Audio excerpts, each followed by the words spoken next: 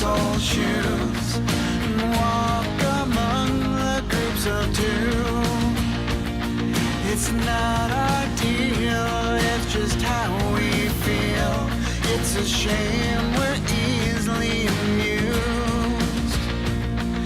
The only cure for this forward motion is to make emotion fly away. The air is cold, but the water's not frozen. I see ripples rolling every day.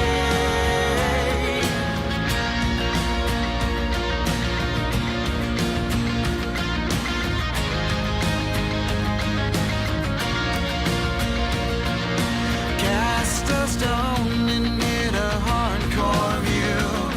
Catchphrase of the day is that it's true. There's no coffee talk and only one way to please. It's a shame what you do moves me. The only cure for this forward motion is to make emotion fly away. Hello, everyone. How are you? Welcome to It's All Goodall right here on Rebellious Ufology. I'm Lynn Wallington, and I'm here with my co-host, Jim Goodall. Good evening, Jim. And I'm delighted to be here. I hope everybody had a good Easter and they didn't get snowed on. I mean, I smelled snow in places. I mean, not here in Arizona. I mean, it was 95 yesterday. So that's why I have some color in my skin because I've been outside working. That's So, awesome. Well, I'm but, jealous. I'm kind of jealous. We had a nice weekend, but it wasn't 95. It was like 70, if that. But Yeah. it was So, wonderful. but we do live in Arizona. So that's just what you have to put up in the winter. You have to put up, oh, no snow. Every once in a while, you'll have an 80-degree day in December. And maybe, every once in a while, that creeps up almost to 90. Wow. But then we have those days, well, gee, it's going to be 116 tomorrow. Oh, it's going to be 115 today.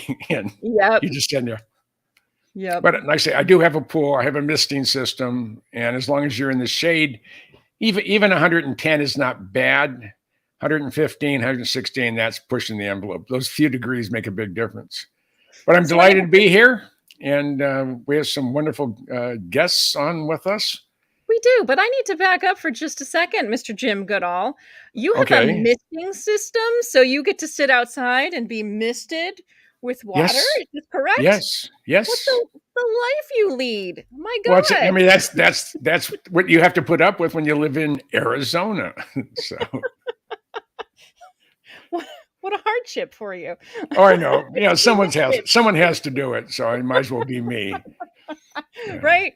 Well, if someone can do it, it's you. But yes, you're right. We have some guests on tonight. I'm very excited. Yep. We have Anthony and Andy from Unidentified S4. So what do you say we just get them right on out here with us? Sounds good. Hey, how are you? Hello. Hey, Jim. Hi, Lynn. Hey, Jim. Hey, how's it going, Andy? Should I call you Misty Goodall from now on? I think. No. You can call me Hey You or whatever you want to. I've been called many things. And I have people, other adults, well, they call you Mr. Goodall. I said, my dad was Mr. Goodall. I'm Jim. Yeah, that's right. Yeah, people Here call in the me rebellion, Andrew. You're Commander Goodall. Oh, yes. yeah, Commander Goodall. There we go. That's right. General. General, yes. General. Took an upgrade. Stu Brown. Goodall. Stu Brown from he did the thing on Area 51 from Popular Science. We go out to dinner somewhere. He refers to me as senator. Whoa! we get all sorts of incredible service. I get a good table with Canada. Sure. Yeah. I gotta try that, Andy. Sure. I'm gonna try that next time I go out to a good restaurant. You call up for me and say, Senator Anthony Essenpla is here. You call in for me and get me a table, and then I'll show up. Yeah. Well, like a buddy of mine's a retired Army captain. He's a retired Army lieutenant colonel now. But when he was a captain, they had a project they had to do in a Navy base. Now he's Army, and his boss, who was a colonel, called him up and said, "I need you to get hold of the officers club and secure an area for me. So he said, sure. So he calls up and he said, this is Captain so-and-so. Yes, sir. How can I help you? I said, I would like this and that. Just, we'll have it immediately. When do you want to be here? I said, they just bent over backwards. Wow. And when he walked in, he was a captain, all right, but he was an Army captain, not a Navy captain. Big difference. I can believe a few eyebrows raised, were there? Yeah. So that's awesome. Life He's sitting there is like, good, I can though. get used to this. This is good. Yeah. Oh, yeah. Well, Sorry, when I was on state staff with the Minnesota Air Guard, I would go somewhere with the adjutant general or the Air Force chief, our chief of staff for air, and they were either 1-star or 2-star generals, and I'm just tagging along. I was a E7 master sergeant, but when General Gatlin's or General Broman's would call up and make reservations at the billeting there on base. This is for Major General so and so and his staff. So I got the same billeting as the generals did, and it's Nice. It always cracked me up. Nice. So wow. because we're the ones that make sure that the military runs. Right. Without senior NCOs, guys, men and women skinning their knuckles and whatever, making sure your airplane's flying. That's what we do. I know a number of years ago, I had a friend of mine who was a crew chief at Luke, and he was the wing commander's crew chief. The wing commander got promoted. He left off, and then he got the new XO came in, and a new commander, but he got the XO. And this guy was a jerk. He was a lieutenant colonel, and he would have people written up for just small things that really didn't matter, but he was just flexing his muscle. And one day, Kevin, I won't use his last name because I don't want to embarrass him, but he was 100. He was just securing the XO in the cockpit of the F-16. And this he's making all sorts of stupid remarks and commands or demands. And Kevin wrapped him on his helmet. Yes, what do you want? And he's holding the pins to the ejection seat. He said, Colonel, don't ever forget who keeps this airplane in the air and who pulls the pins on your ejection seat. Do we have an understanding? Oh, man. And he became very, very humble after that because he realized. I bet. He's given engine guys and weapons guys just a ration of garbage, and he's given his crew chief. The guy was being totally unreasonable, and Kevin after about a month of this, he just had it, and he told him, he said, I can make sure your airplane falls out of the sky, and I can also make sure that your ejection seat doesn't work.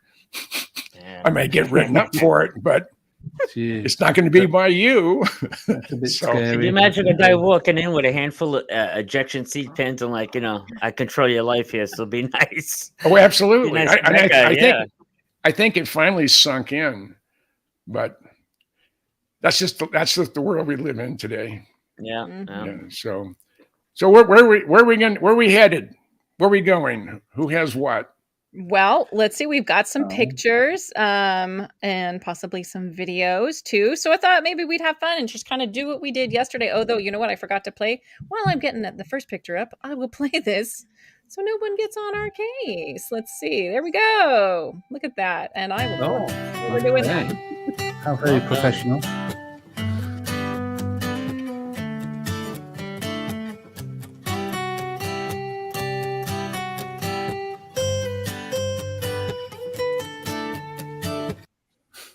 Unfortunately, too much of what we do is nonprofit.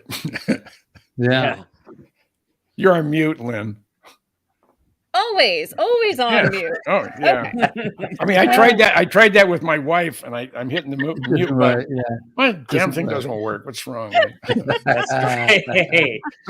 then I get the stink eye from my wife. Rightfully so. Can I ask, Lynn, who plays that? Is that Dave playing the calming? That is Dave. Yes, that's Playing a the little calming song. He guitar. came up really quickly. It's called Contact, actually. That's Oh, great. sweet. Yes, it's a very pretty little song. When you're gonna learn to play the guitar, Andy, so we can have some live music too, man. There you go. I can play Dave will do stuff keyboards, for you. trumpet, Alright. keyboard, saxophone, guitar. I haven't learnt yet. Oh, All well, right, so we're gonna have a you know, concert Dave- next week. You heard it. One-man band. Dave used to teach guitar. I'm just saying. I think I'm too old in the tooth, long in the tooth for that now. Oh, maybe. no. Never. No. Let's see. Okay, so let's see, I think. Yes. Okay, so this one is from Cindy. So Cindy, who is in the chat right now, sent me some pictures. So let's see. So this one, okay, so this is the zoomed out version. You can see this little, can you guys see this okay? This little kind of white area here. And then this is it zoomed in. Oh, wow. Okay. So interesting. Let me see if I can make it even bigger. I mean, it has that light in the center of the triangle that is so prevalent. Yeah. Are we thinking TRB3 kind of thing going on here? That's what I was just gonna say. But we need, I mean, those are fine, but they really don't show us anything Detail. with any clarity. Yeah. I know. Yeah. Well, same old story, isn't it? Really, with UFOs and other crafts, we just never get a clear picture of anything. I which is know. really Well, they're so frustrating. high up too. Kind of odd that it's white as well. Yeah. I've only ever seen them in dark colored, black, dark gray. Yeah, that is It's true. So is there really- anything in conventional aircraft that you guys know of that would have something in No. the center like this that could reflect? No, No, nothing. not that I know of. No, Interesting. I'm familiar with everything that United States military has, and most of what NATO countries have. There's nothing that looks like that. The only thing that would be close if there was a little thing behind it, a white or F-117, because they are flying them. And it's, I mean, that's the right angle and whatever, and it's really hard to see the V tails. Mhm. Yeah. How far of this was away? How far away was this? Should I say? Well, let's see. Let me go back to the original picture that is not the zoom. I mean, it was miles away. Yeah, it was Whoa. far because this is it right here. Wow. I wonder how it moved. Whether it moved up, did it stay in position? Hold on now. She did talk about it in the email. See, because we tried to zoom in on the video, but we just couldn't find it. But she says, where is it? It travels northwest behind the clouds up to the next set of clouds, then comes down a bit before it sparkles in a flash. Oh, And then, wow. which is interesting. Yeah, So I'm that's not not quite a sure. conventional vehicle, is it? That flashes. No, yeah, sparkles and flashes was definitely different. So I don't know. Like, what are the thoughts on this, guys? And being it was stationary, it wasn't the F-117.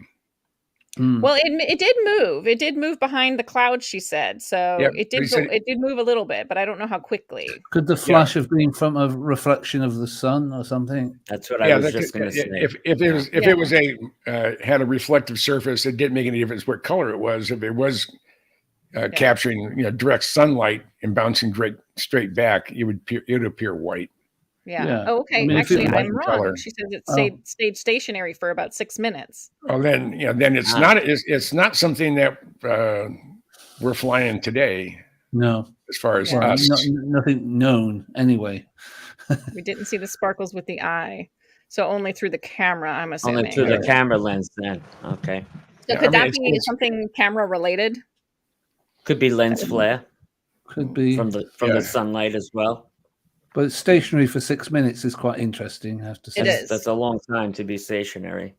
Do we think it could be one of those balloons like we showed the last time we were on, the V-shaped balloons, like maybe a metallic one? Always possible, but then you're talking stationary. You would have to know what the wind currents were that day in order for it to it'd stay have in to the be same very spot. still. And if it's quite high, I mean, there's going to be currents up higher than quite high in the sky. You'd expect it to move, but then again, something so far away, it's hard to see anything move. It can look like it's stationary. That's if it's true. far enough away, I guess. Or if it was going upwards, if it hadn't kind of gotten to its like max altitude, there would still be movement. Yeah. Yeah. There would still be movement. But if it's that far away, even if the movement's like, this, would you see it? I think so. I think you would see some type of movement if it was going up, or even if it was stationary. If there was something holding in a stationary position, and it was able to buck the prevailing winds at the altitude. I mean, there's depending on how high it is, there are always high speed wind. Your jet stream effects. That if you're high enough, it can push you. I mean, that's how I can't remember the guy's name who with the balloon went around the world. He'd get up. Oh, Virgin guy, no? Yeah, I think it was Virgin. It was Virgin sponsored. Yeah, what's his name? Oh, Richard Branson. Yeah, he was. I think he was the one who funded it. I don't think he was on the in the gondola. He's the guy that owns Virgin. So it wasn't him, right? Oh, right. Yeah, right. I actually found a artist rendition of it says the United States Air Force top secret nuclear powered flying TR-3B triangle, and it has the circle in the center. I'll pop it up here so you guys could see. Oh yeah, I've seen that image. Now that's just an artist rendition of it. Yeah, that's a little bit similar to what we're looking at. I think they got that from the patent, because it looks very similar to the one in the patent. I'm wondering, when it flashed, did it then disappear after the flash, or was it just flashing or glistening? I'm interested in whether the flash was the last thing that was seen before it vanished. I don't know. Let's see. So, Cindy, did it disappear after the flash?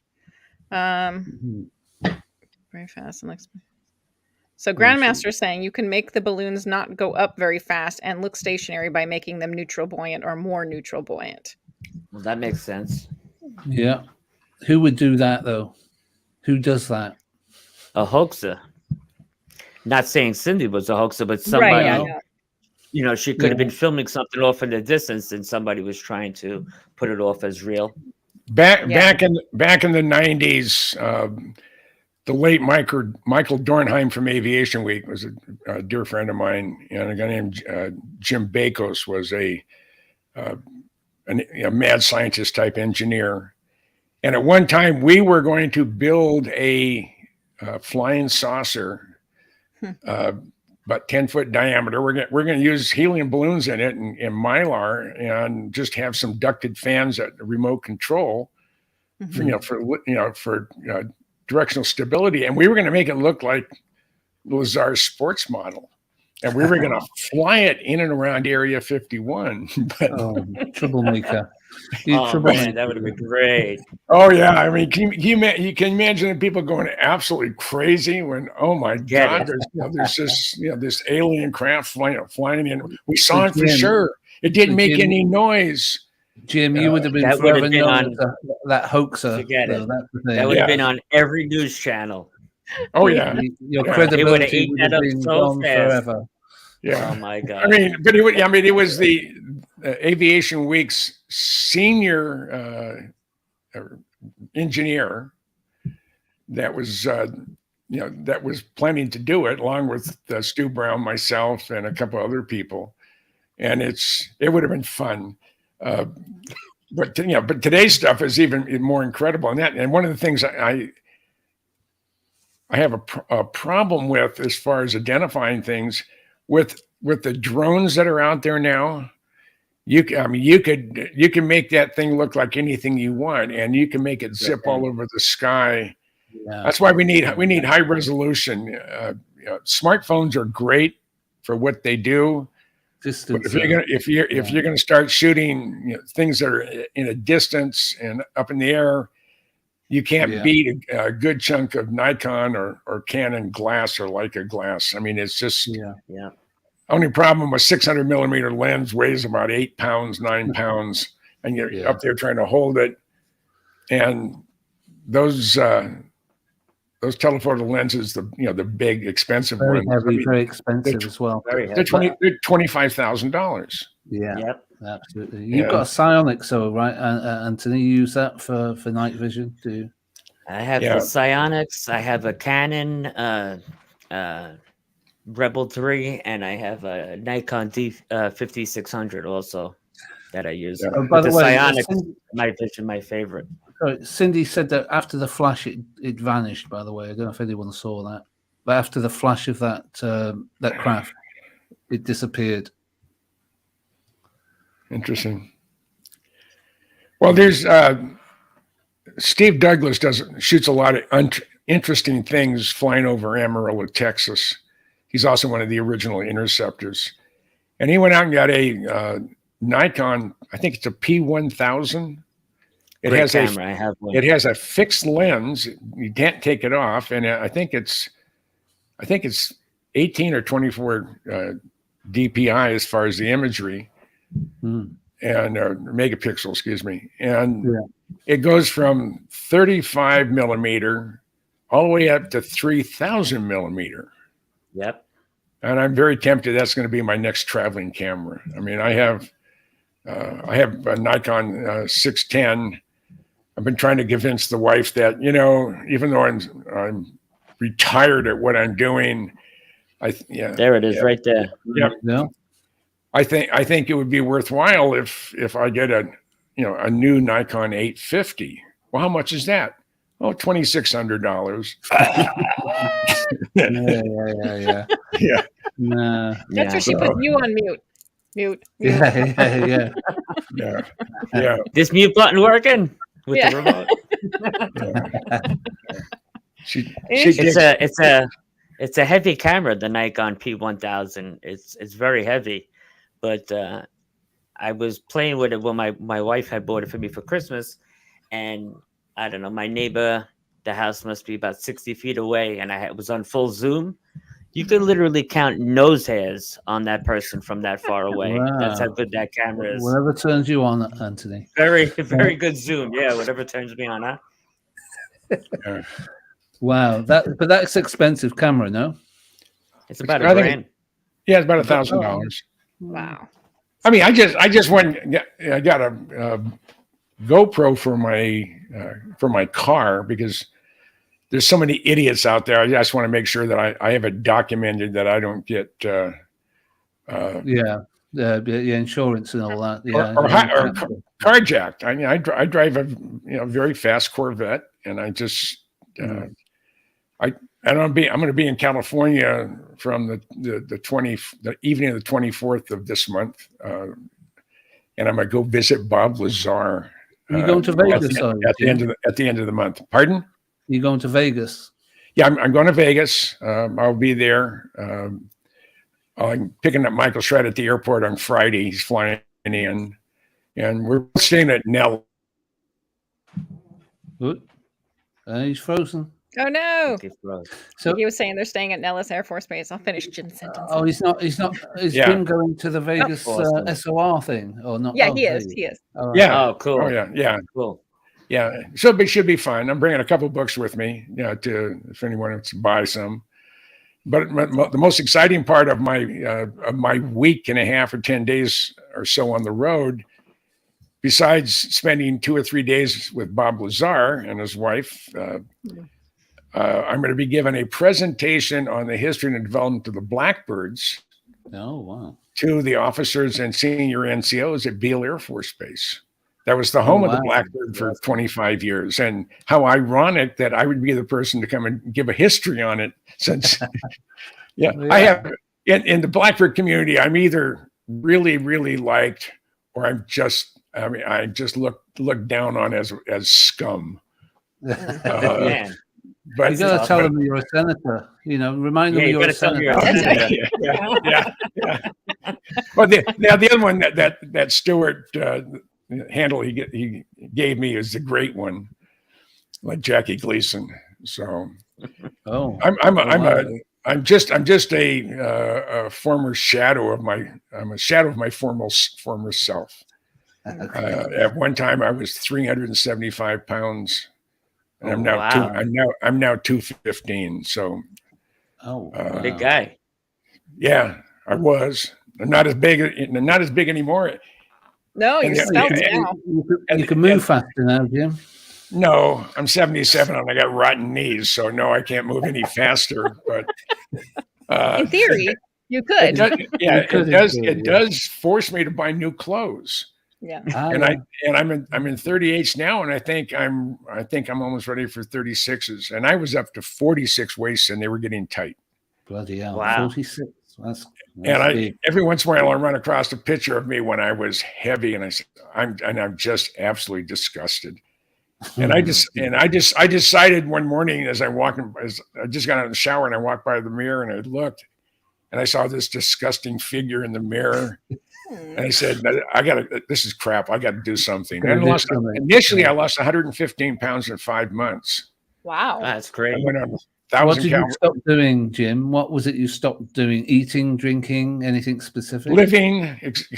No, I cut out anything that was white. So no bread, no sugars, no flour, pasta, and I don't drink, so that's an advantage.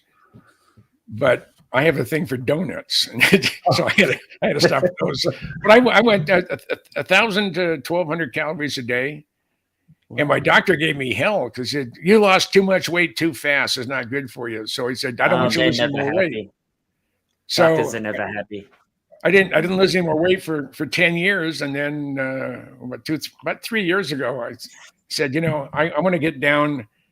I missed my goal weight, but I wanted to get down on my 77th birthday to 207. Mm. And my wife said, what do you want to get down to 207? Not 200, not 210, 207. He said, on my 17th birthday, I joined the United States Air Force. And I weighed 207 pounds. And I figured after 60 years, it would be kind of fun to get down to the same weight I was on my 17th birthday. Oh, that's awesome. That's lovely.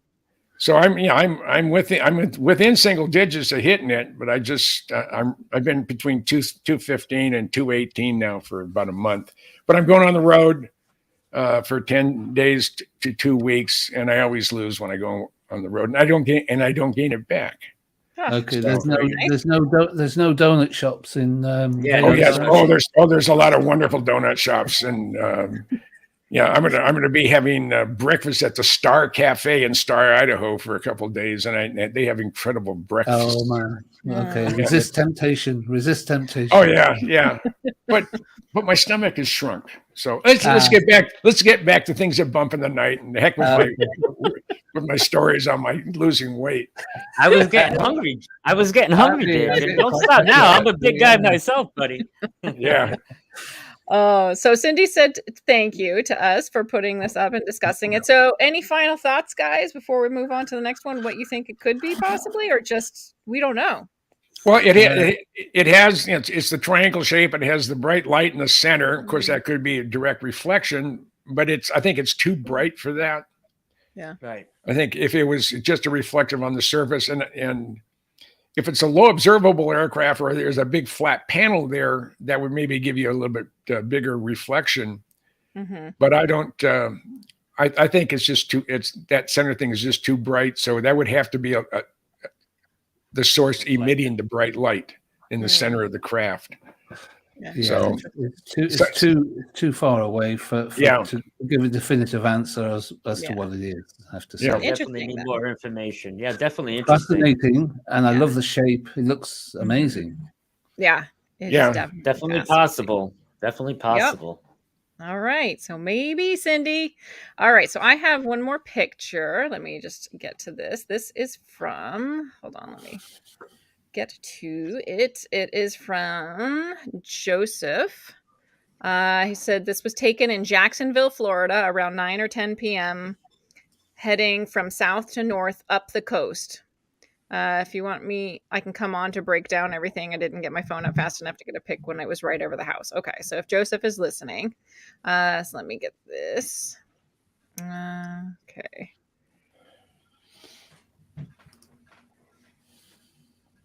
Okay, here we go. So he circled it nice and big for us. So this light right here. Uh-huh. So it's hard to tell. I mean, obviously it looks like it was moving clearly because it has a tail or like a streak. Mm-hmm. Again, without some very expensive glass and a real high resolution camera, Yeah, they're interesting. It gets you excited, but there's no definition, and that's. Is there any moving image? Is this it? Oh, okay. Hold on. He's on here. Let me see if he wants to come on and he can tell us about it because that might be easier to hear. Yeah. Okay, let me get the invite in there. I didn't realize that was Roach from the I Believe podcast. Okay, cool. Okay. All right, so I put that in there. So we'll see if he can come on and tell us about it. But interesting. It's definitely bright. It is. I see that. Almost. Yeah. I don't know if it's the orange ring that's making it look orange in the center, but it looks like it has a yellowish orange tinge to it. It has a tail, does it, as well? It looks like, or is that just it looks like it's it's moving a little like bit. It's going up. Yeah. That could be an artifact of the camera, though. Also, when he took the picture. Okay. Yeah. Was that it? Just one still photo? Is that right? There's no. Yeah, just the one still photo. He said he got out his phone too late. I think. Okay. I'm laughing. Matt says it looks like an orange. It does with the. Yeah. That's awesome. Oh my goodness. But yeah, so I mean, obviously it's moving. So do you think if that was a star, could that possibly make, though he said he saw it moving, I think, with his own eyes. So that tail. I don't think that's a star. Yeah. No. I mean, that could be the CCD effect in the camera where it has a bright light, it's moving, but the energy hasn't bleeded off the CCD. Yeah. But again, it's just unfortunate we have no definition. It doesn't look like it's what we would like to like it to be. Yeah. Oh, there's Roach. Welcome to the show again. Hey guys. Hey. So you want to test it? He's in stealth mode. He is, yes. No, I'm actually outside where it happened. Oh, nice. Oh, cool. So if I could flip my camera, I could show you the direction it went. Okay. Great. Oh, no, wrong button. Yeah. Let's see if I can make Oh, no. Okay. So basically, can you guys see the night sky or no? No, just see a black screen. There you go. Yeah. Okay. There you go. But Over to the left, you can. So if it went from southwest, and I'm like right near the Jacksonville airport, which is, I see the airplanes go that way, but this guy was coming from southwest, headed northeast, and then when he came up, you could hear him before you saw him, which I thought was strange. And then, that means it's probably a jet engine or a carbon burning device of some sort. Right. And then it was so low, it was the shape of a triangle, right? And it had about 3 lights, and the colors were red and orange, or red and yellow, of that sort. And then it went over the house. And I just finished my live stream, and I was on the phone with my dad. And on the iPhone, if you try to take a video while you're on like speakerphone, it won't work. Right. So I'm like fumbling around, and by the time I figured I got it swiped over to photo, it was already over my house. Did you see it over your house then, live, in real time? Yeah. So what do you mean? I mean, you saw it as it flew over your house. Yeah. Yeah. Yes. And how large would you say it was? Oh, I would say, I don't know how high it would have been, but it looked like about the size of like a semi, like the lengthwise. You know what I mean? Was there any sound or anything? No sound when it went over the house, but I could hear it approaching, and then no sound, and then it went over, and then it went north. You could hear sound as it was approaching. What was the sound? I thought it was going to be a helicopter, is what I thought. Because I was Navy, I retired Navy, and I'm sitting here and I'm like, oh, I'm about to see a helicopter go over because we got Mayport Base. Yeah. And all that. We won't hold your time in the Navy against you. So I wanted to come over, and I was like, well, that's not a helicopter. So it sounded Did like it have strobe lights? Did you see any strobe lights on it with the light, that you seen? Were they flashing at all? They weren't flashing. They were solid. Solid? Okay. But if it had weird, it was like, because I've seen, like, I used to work at Mayport, and I'm like, I've seen SH-60s. I've seen, when I was in Afghanistan, the other branches planes they had over there, and I was just like, I'd never seen anything like it, and I wasn't sure if it was or wasn't. I just sure, hey, I might want to take a picture or a video. Mm-hmm. So did it seem like to you nuts and bolts or something other than that? I couldn't see that kind of detail to it. Okay. On that. How frustrating. Yeah. But wow, you got at least you got a shot. You got something there. And you got an actual, you actually saw something fly over your house, which is amazing. Well, what was weird is the week before there was like a light, and if it's like one of my first videos, I think it's on my Twitter too, and you see this ball light going just the same direction over and over, like it would be on like a Ferris wheel, and you just saw it going. All I saw was the top roundage of it, so I thought spotlight from the creek where there's like a marsh over here, and we're looking at it. It's hiding behind. It goes behind the trees, so it wasn't in front of the trees. And then I thought that was the actual one, and I posted it.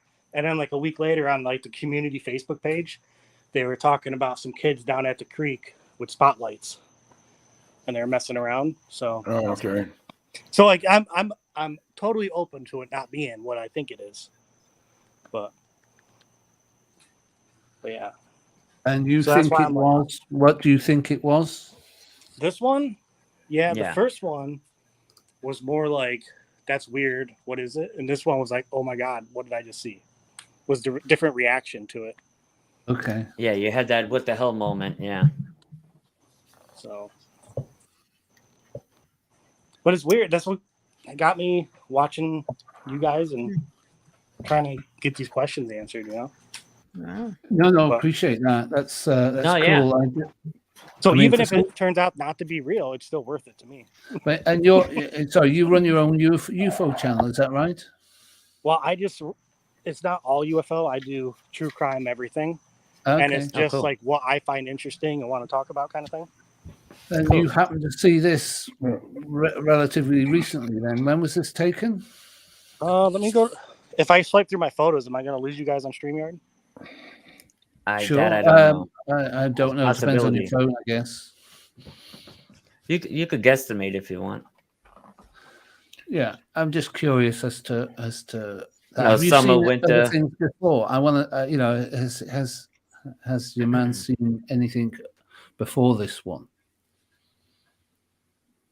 But I think he's gone. Roach, is he? He's still there. I don't know. He might be flipping through the phone. Maybe. Okay. Yeah. I don't know. It's interesting. I know he's had experiences, so that is always interesting. I was going to ask that. Yeah. He came on my show last Friday when I did the birthday. I saw him actually. I saw him there. Yeah. So he was talking a little bit about them there. Just looking at the photo itself, because I mean, I'm outside all the time filming this guy and taking pictures. If you look at the height above the tree line, when I usually see craft about that high over one-level homes like that next to the trees, it's normally a plane or a helicopter on approach or landing or something of that nature at that height. That's normally what you see at that level in the sky. Right. But you said there was no sound and no strobe lights. That's what's throwing me off. Right. Well, and that was March 14th at 10 p.m. Okay, March. Okay. So spring. Okay. Now, could you look that up? Knowing, like, if he looked up where he lives and the time and the date, like, could he look up to see if there was a helicopter or anything flying over? Would there be a record of that? The military were testing anything, or what the weather was like, he can call the local airports and stuff and talk to them about that, the air towers, give them the time, date, location, and they could probably zero in if they had anything in that area. Normally what I do, I usually have the software running at the same time, the radar app and the satellite app and Starlink and ISS. I usually run all that software at the same time because I film a lot of, as Jim calls them, dots. I get a lot of them all the time, and you don't know if it's it's hard to determine if it's planes, if it's satellites, if it's a shooting star, or whatever. So I like to have as much software going as possible to cancel all that stuff out. So if you're ever out doing a sky watch, maybe download a couple of those apps and have them running at the same time, so you can, cancel all that out as you're going. I mean, it helps a lot. You know what I'm saying? I have to say, some of your dots that I've seen, Anthony, they're not like the sort of glowing orby things that we see. Yours almost look like metallic sort of spheres. Moving very fast in the sky. They're weird stuff. They're not glowing dots like we see a lot of. No.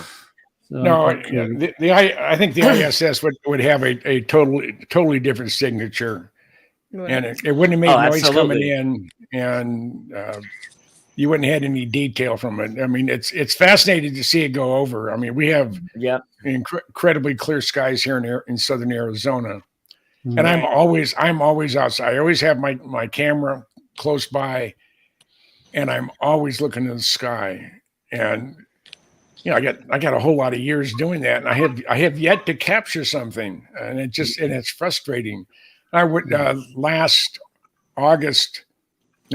June. That's what it was. I was up in Sedona, Arizona, and a group of us. I was with the UFO Garage guys. I just love them. And Melinda Leslie was having a gathering of interesting people, and we all went out to the Bradshaw Ranch. It's sort of Arizona's answer to Skinwalker Ranch. Really weird. We're wandering around there between 11 p.m. and 3 a.m. We wandered around, but we all had night vision goggles. We look up in the sky. I mean, there's nothing being illuminated. There are things moving this way, and they make a quick turn. There's things flying together, and then one will go off one way, one will go off the other way. Yeah. And it's it's at midnight, so it's behind the shadow of the sun. It's straight up. And I don't know what the heck it was. I mean, there was stuff all over the sky. There seems I was to be actually a lot wondering on this one. There's on the bottom right, as I'm looking at the photo, it looks like there's like a lightening of the color as it fades away, kind of too. You're like the Down tail here, almost, right? Yeah, I saw that. Yeah. Was the craft was in motion though when you took that picture, right? Oh, definitely, yes. Yeah, so that could be an artifact of the camera. It could be. I mean, I wasn't there. I'm just speculating. I mean, that's me struggle with my phone to get to the photo part when the video wouldn't work. Yeah. And then me trying to chase it in the sky, snap a photo before it was completely gone. Right. Is that the same vehicle? Is that the same vehicle that came over your house then? This particular shot? Yeah, this is it. Yeah. So this from that photo, after your phone stopped working, you're saying it headed towards you and came over the house? No. I'm saying as I'm standing, I was probably right here, and you could see the house behind me, right? Mm-hmm. Yeah. Yeah. I basically just zipped around and then took the photo, because I was standing looking this way, this way behind me, and he was coming from this way. Okay, I got you. My side here, and then he went north, and so basically I'm literally if you were talking FaceTime with somebody, and then you try to do a video and you try to chase it, right, bam, and that's how fast it went by. Okay. Now, when you're facing in that north direction, what's over there? Is there any airports over there? You got the direction it was going, though? Yeah, so you got Fernandina Beach and all that. And then you got, if you go north, you're going to go right into Georgia and the Savannah and all that stuff. But, and then you got the Jacksonville International Airport more towards the west. Okay. Well, you got to keep an eye out now, Roach, and see if something like that comes back again. Hey, I told my wife I need to get one of those Arlo cameras and just point it up. Yeah, well, Jim's already been there. He's had that problem already. That don't work? Didn't work for him. Oh, my nephew, Matthew Romstead. I'm just so happy. I'm just so happy I don't have to visit you in death row somewhere. He's, Maddie is he's unique. He was in the Marine Corps for what, 5 years? Did well. Awesome. I mean, he thrived in the Marine Corps, but he wanted to go into EOD, but they said you have to re-enlist to do that, which he was willing to do, but it was a drawdown from the peace dividend. And the last person in the world you would want to have know anything about explosive is Matthew Romstead. I mean, he is infamous in the county of Todd County in central Minnesota. His dad was the town dentist for years. I think they had to kill off some little old lady because they didn't have a house available. It's a town of 666. So you just think about the numbers there. And John was getting out of the Air Force. He had finished his, he was had 4 or 5 years in the Air Force as a captain. I think he left as a major, but he's a doctor. And he was looking for a job. He wanted to be, he didn't want to be in Minneapolis. So he was looking for a job in rural Minnesota. And you can't get any more rural than Todd County. But there weren't any homes available. And just out of the blue, some little old lady who had this corner house, big, turn of the century house, she died. Or they shuffled her off to a nursing home, one of the two. And lo and behold, the Romsteads had a house. And when we moved them up there, of course, Maddie wasn't around yet. I had the first time I was ever in thunder snow. It was thunder and lightning and a blizzard. That's cool stuff. And we got up to Sauk County, and at the time I had a 69 Eldorado, and I had snow tires on the front wheels, and because that's what you need on a front wheel drive, and a monster car, so it'll go almost anywhere. And we got held up in Sauk Center for 2 days because of the road closures, blizzard, 10-foot drifts on the roads. So you just watch, you would just watch the milk trucks going up to the dairy, at the processing place for the milk, and you'd see them, and you wait about 10 minutes, and all of a sudden they'd come back because the roads were still closed.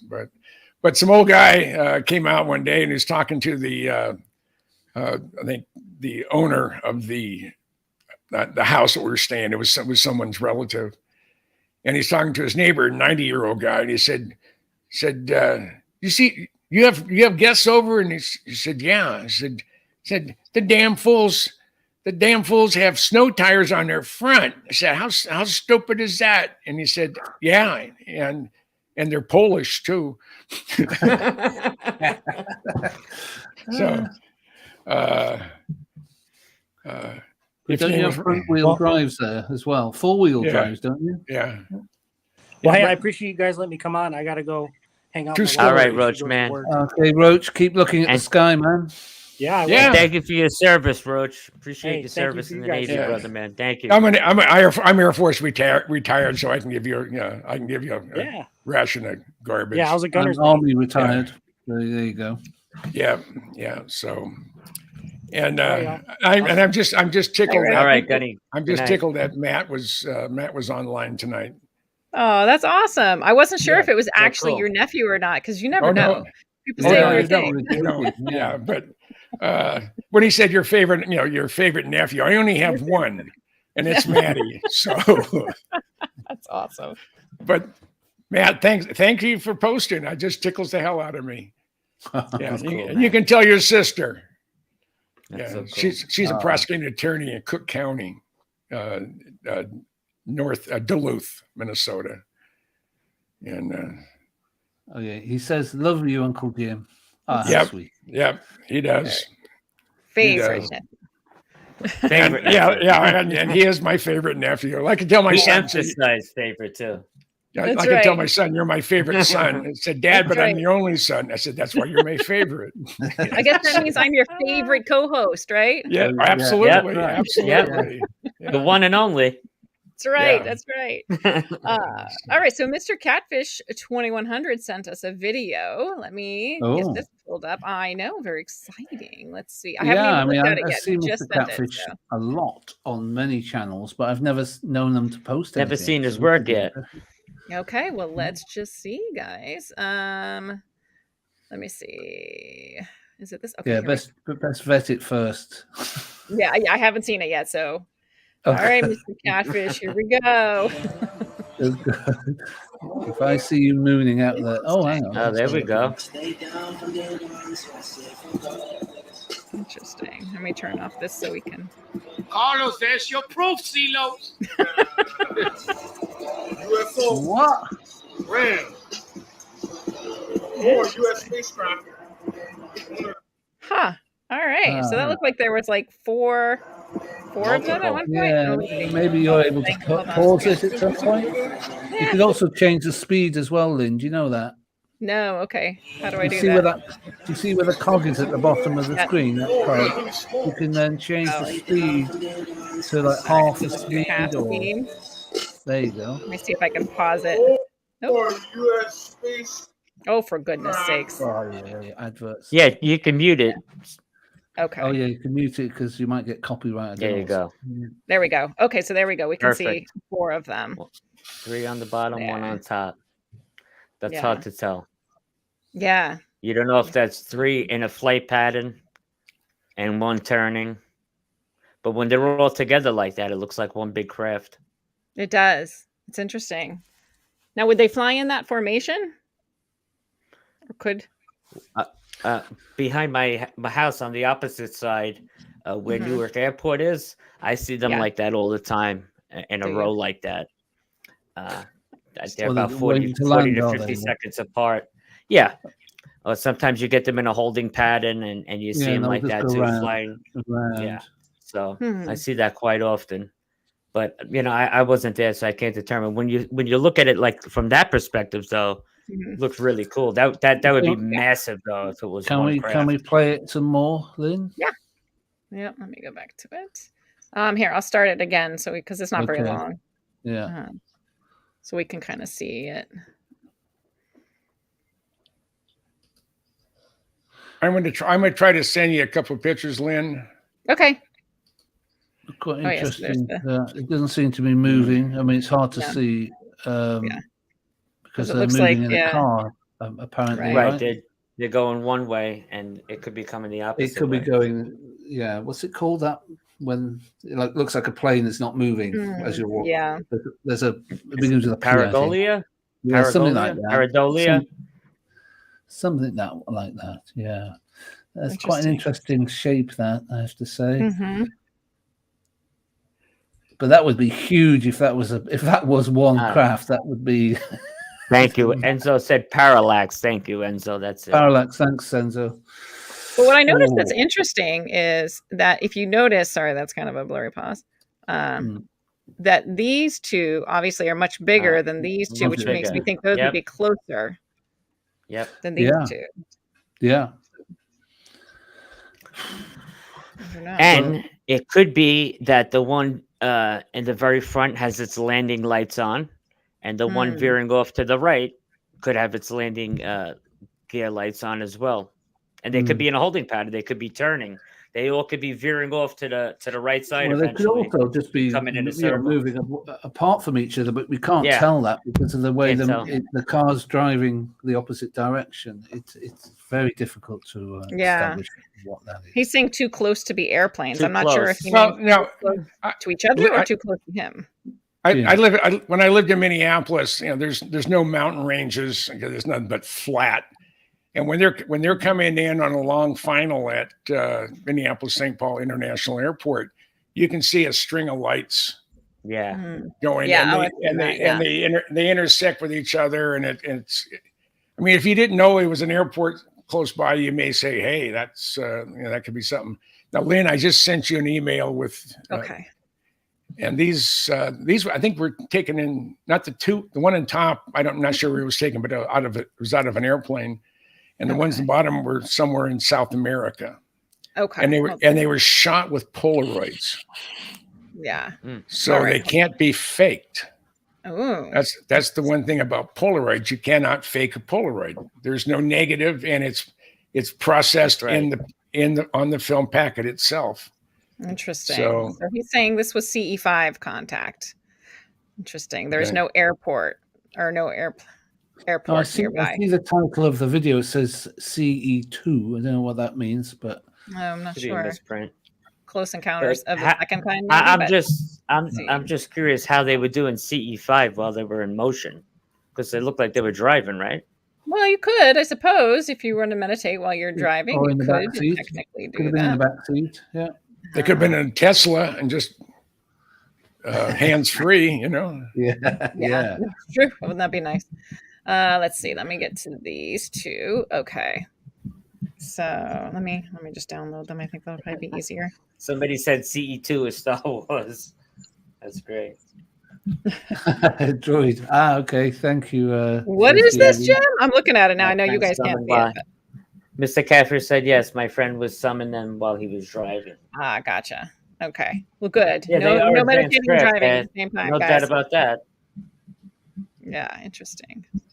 Let's see. Let me make sure I get all of these. Wow. Oh, there's a lot of. Oh, that's interesting. Now, we were just talking about this on Amy's show today about flying in this particular manner. Okay. Let me go back to the beginning so I can pull them up.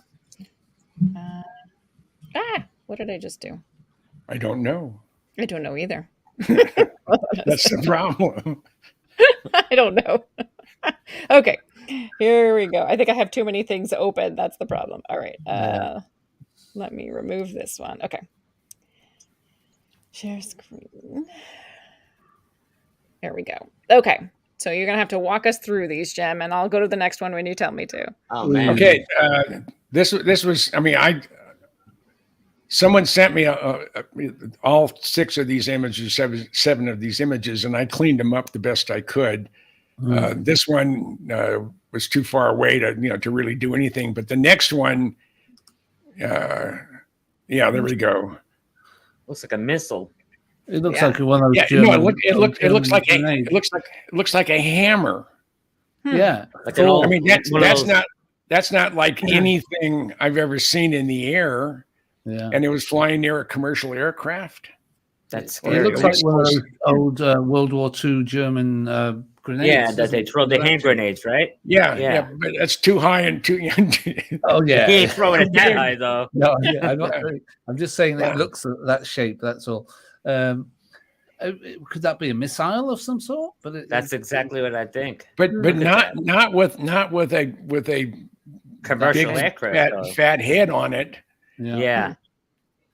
That's I mean, it's just really strange. So I put that in here because it was in the same file folder as the stuff that was taken, I believe, in South America, and it was taken back in from what I understand in the 60s, and it was done on a Polaroid.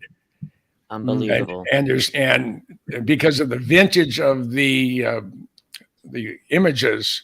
And and I cropped them so you can't see the outer edges of the Polaroid, but it's definitely from a Polaroid. And was this a commercial aircraft, Jim? This thing up here, and it appears to be camouflaged, but you really can't tell. I can't tell what kind of aircraft it is. I know it has big flaps. So it's probably a multi-engine craft of some sort, but I don't know what it is. But that's just such an unusual thing to see in the air. Yeah. And what is it? I don't know. And if anybody can explain it to us, that would be nice. It's not great shot. We would normally, expect to see, I guess, either. Thirsty. Yeah, but again, I have. There was no information as to where, when, or whatever on this particular the 2 photos, the first one and this one here. So so I have no idea when it was, or what kind of aircraft it was, or anything. So, but it's interesting. It's it's a UFO. It's in the air. It's unexplained. What in the hell is it? It's unidentified. Certainly unidentified. That's right. It doesn't look very aerodynamic either, does it? I mean, no. Not with that big head on it. Yeah, even things that look aerodynamic aren't necessarily so. And I was interviewing Bob Gilliland, the first guy to fly the SR-71, and he was telling me that he was Daryl Greenemeyer was flying Chase in an F-104. He's in an SR-71, and he has a dual flame out at 60,000 feet. So he said he's on an angle of attack. They said a good 40 or 50 degrees. I mean, he's heading straight down, hoping to pick up enough speed, that the engines are turning and they would relight. He was going through all the preparations to eject.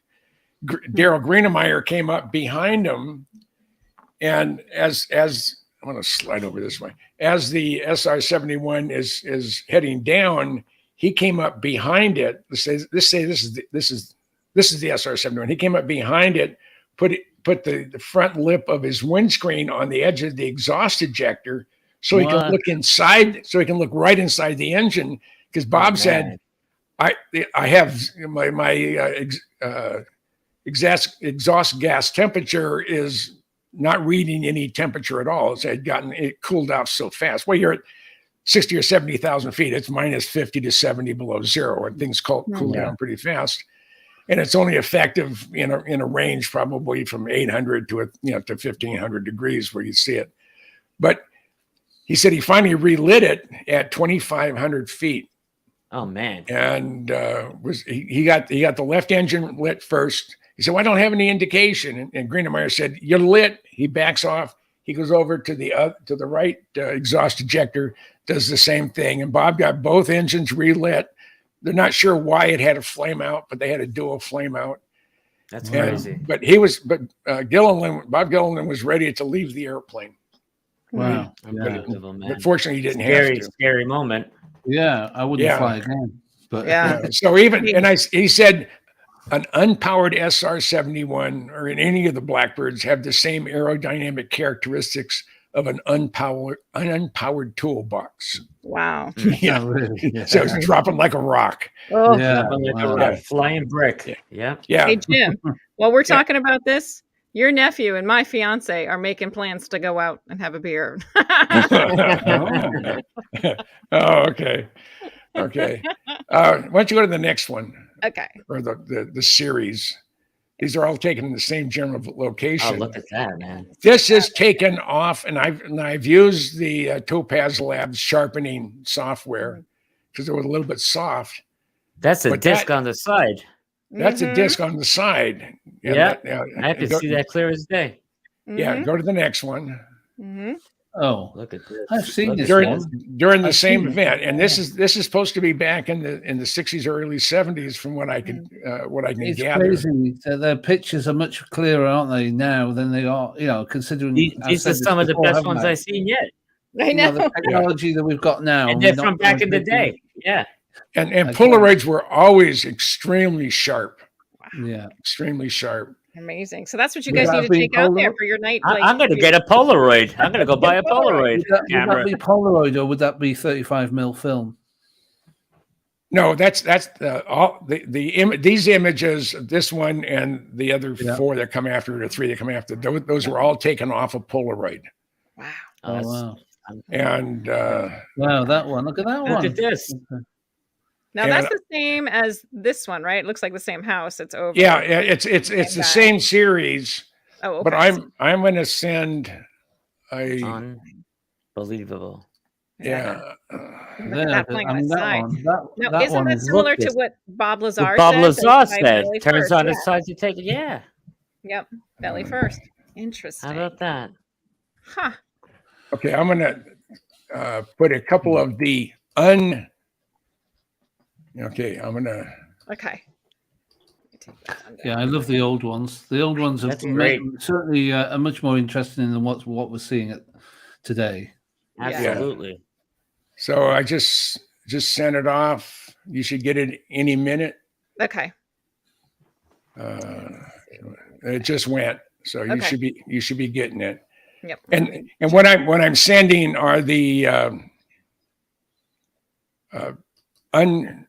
photoshopped. I go through and clean it up. I take scratches out and I sort of clean out background. I never alter any original image. I take out scratches and stuff if the thing's been damaged. But the series were just. There you go. This is off a Polaroid, and you can see the edges. Mm-hmm. That's very, very typical Polaroid. Oh yeah, you can see the kind of like little scalloped edge there. Yeah. Interesting. That is unbelievable. That is so crazy.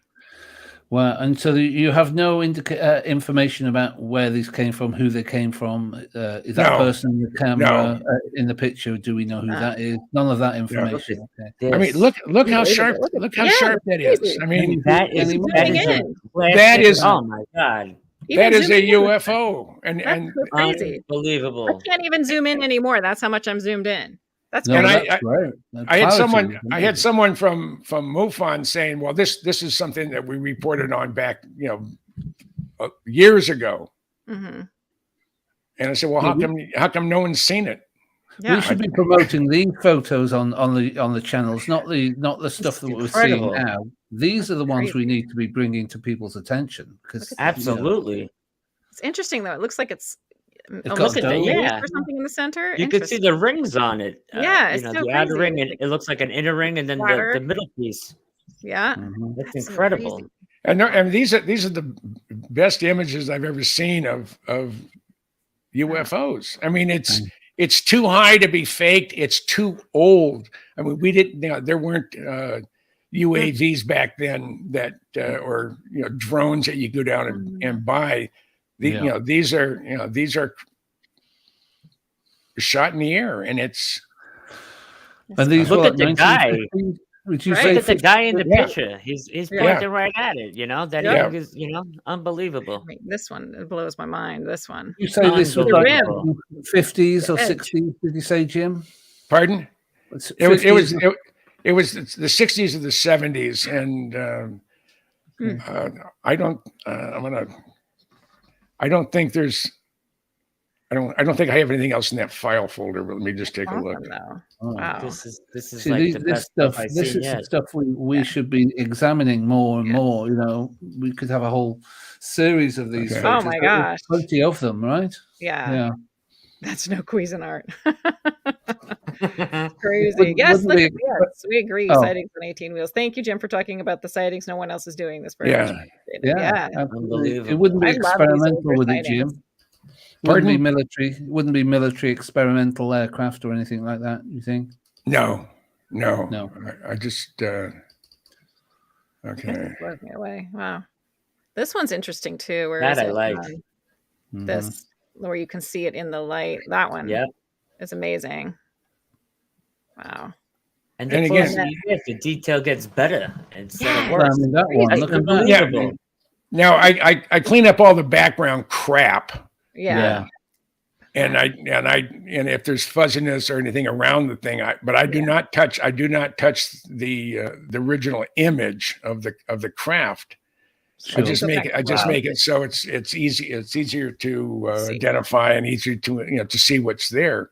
But they were so sharp and they just jumped out at me. I said, "My God!" I said, "That's crazy. That's Let me incredible." go back to the ones that you cleaned up a little bit too. Yeah. Here we go. Okay, so let's zoom in on these now. Wow, look at that. Look at this thing. The detail on that. Yeah. Wow. And then let's see.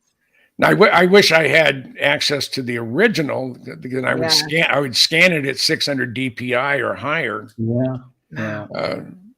But you don't get any pixelation or degradation of image on Polaroids. Right. That's what I'm saying. You zoom it in, it's like perfect.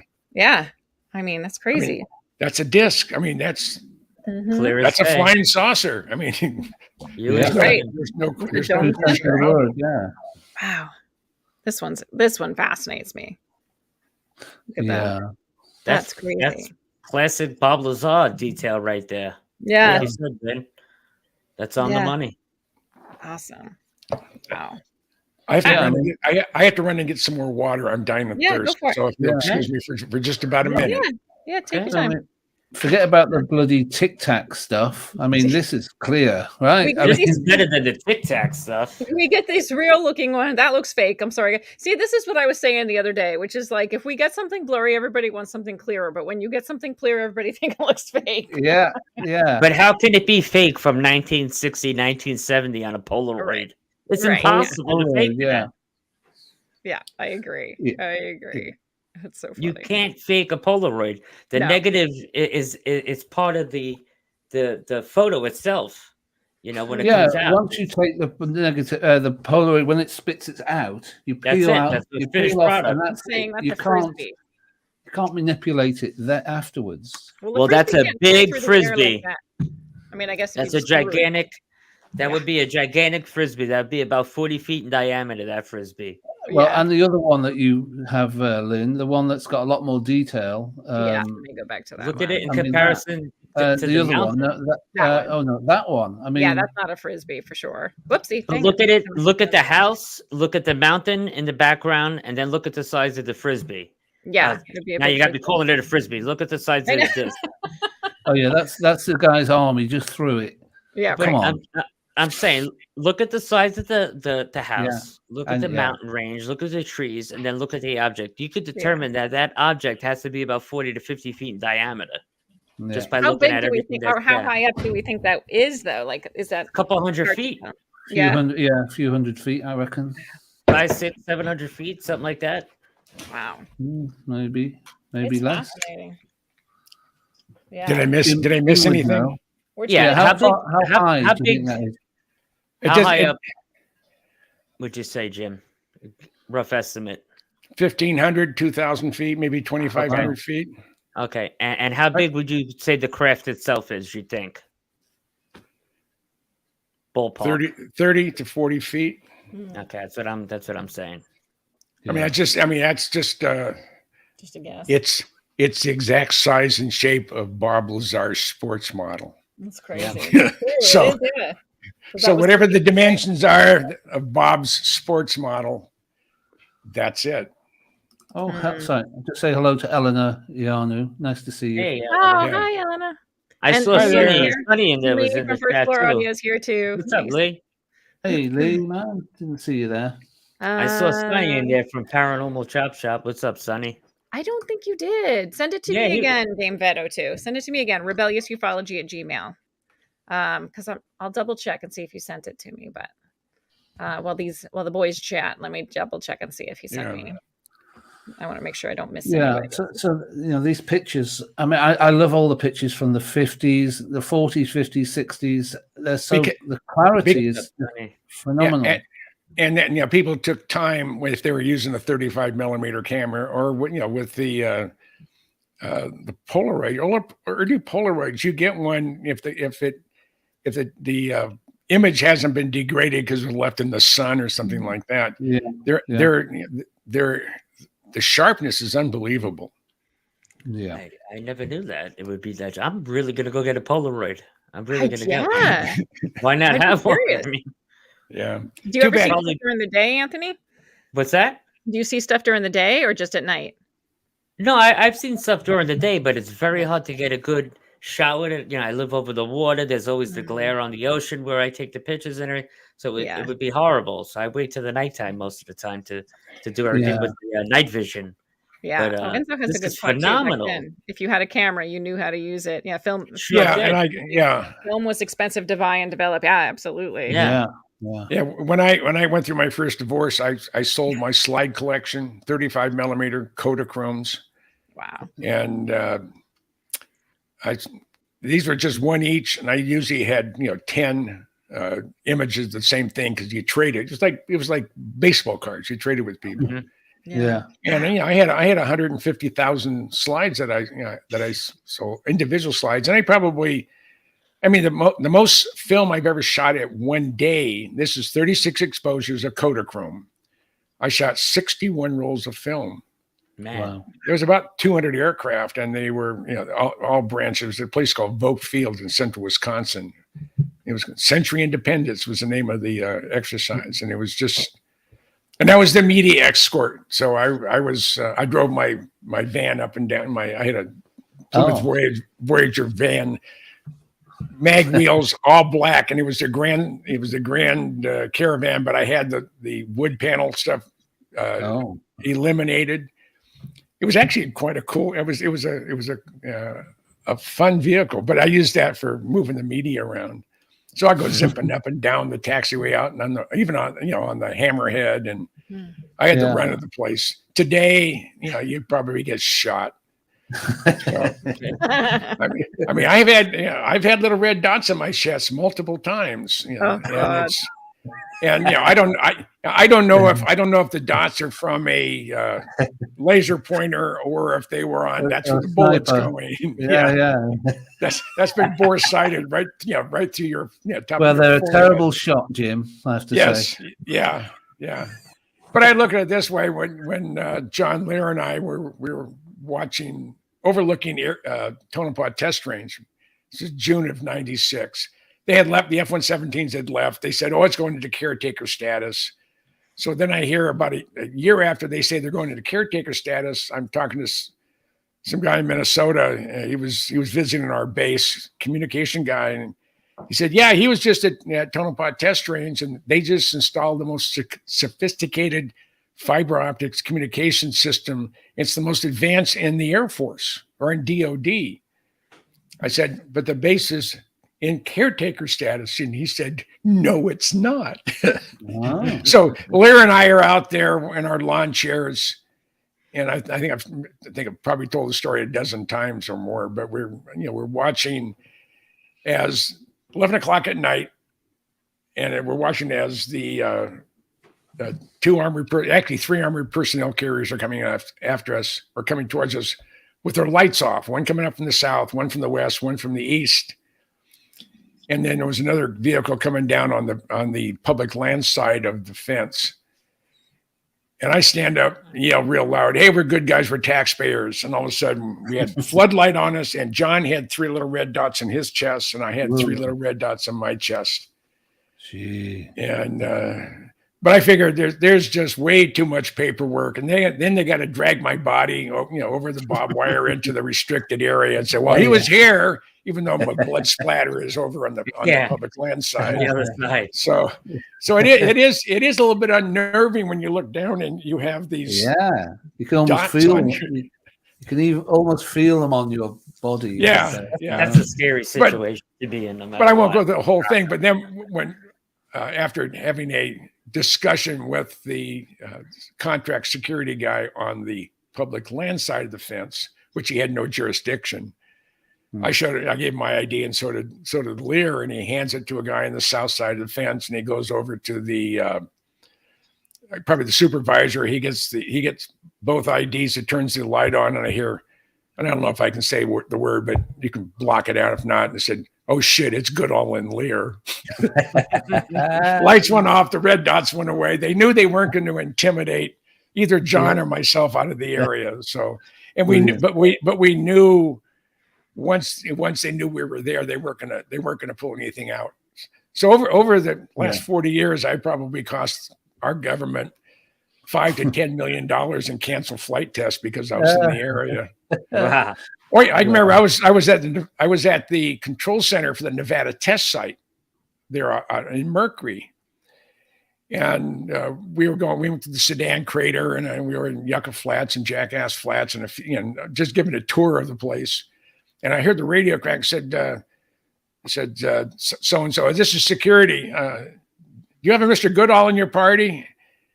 And I said affirmative. He said, "Will you please take the party and bring him into the control center, at least for the next hour?" Okay.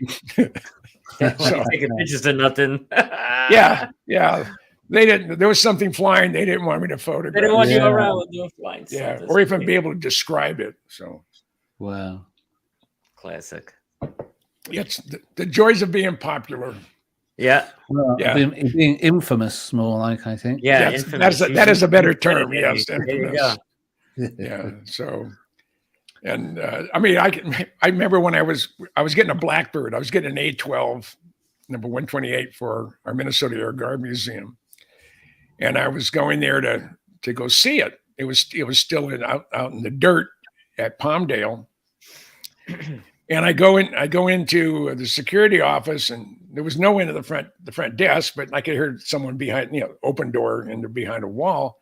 So I hit the buzzer, and he said, "Who's there?" And I said, "Jim Goodall." And then it was the Jim Goodall. I said, "Well, there's 5 of us, but I'm probably the one you're concerned with." I had my grandfather who's passed away, my dad who's passed away. He was James R. Senior, and my dad was James R. Junior. My mother didn't want a third because they tell you Jimmy the Turd, and that wasn't going to go with my mom. So it was named after my great grandfather, who was a brigadier general, and his middle name was Christian, and then my son is James Warren after both grandfathers, my ex-wife's dad and my dad, and then his son is James Bryan. So there's actually 5 of us that I know of, only 3 in existence. But she said, "I'm probably the one you're talking about." And she comes around. Her name is Glenna Farley. She says, "I've been here for 21 years, and I heard your name the day I hired on in a security briefing, and I've heard your name off and on 3 or 4 times a year for the last 21 years." And the instructions, he said, "Jim is not a threat. He's really he is passionate about the Skunk Works, and he's passionate about his favorite airplane, the Blackbird." So, but if you were to call or contact anybody, be polite. If you want something that is already been released, then send it to him. But either way, you're to notify security that Mr. Goodall has tried to. They've probably got your picture on the wall, haven't they? They've probably got your picture on the wall. This is he's not a threat, he's just a nuisance. Well, she came out and she said, "Well, you're not this 800-pound gorilla that I've been led to believe." And I haven't done a whole lot in the last 20 years because I had 10 years. I was with Museum of Flight, and I really didn't travel much. And then I was in Hawaii for 4 years. I guess, right? Pardon? That's pretty ironic.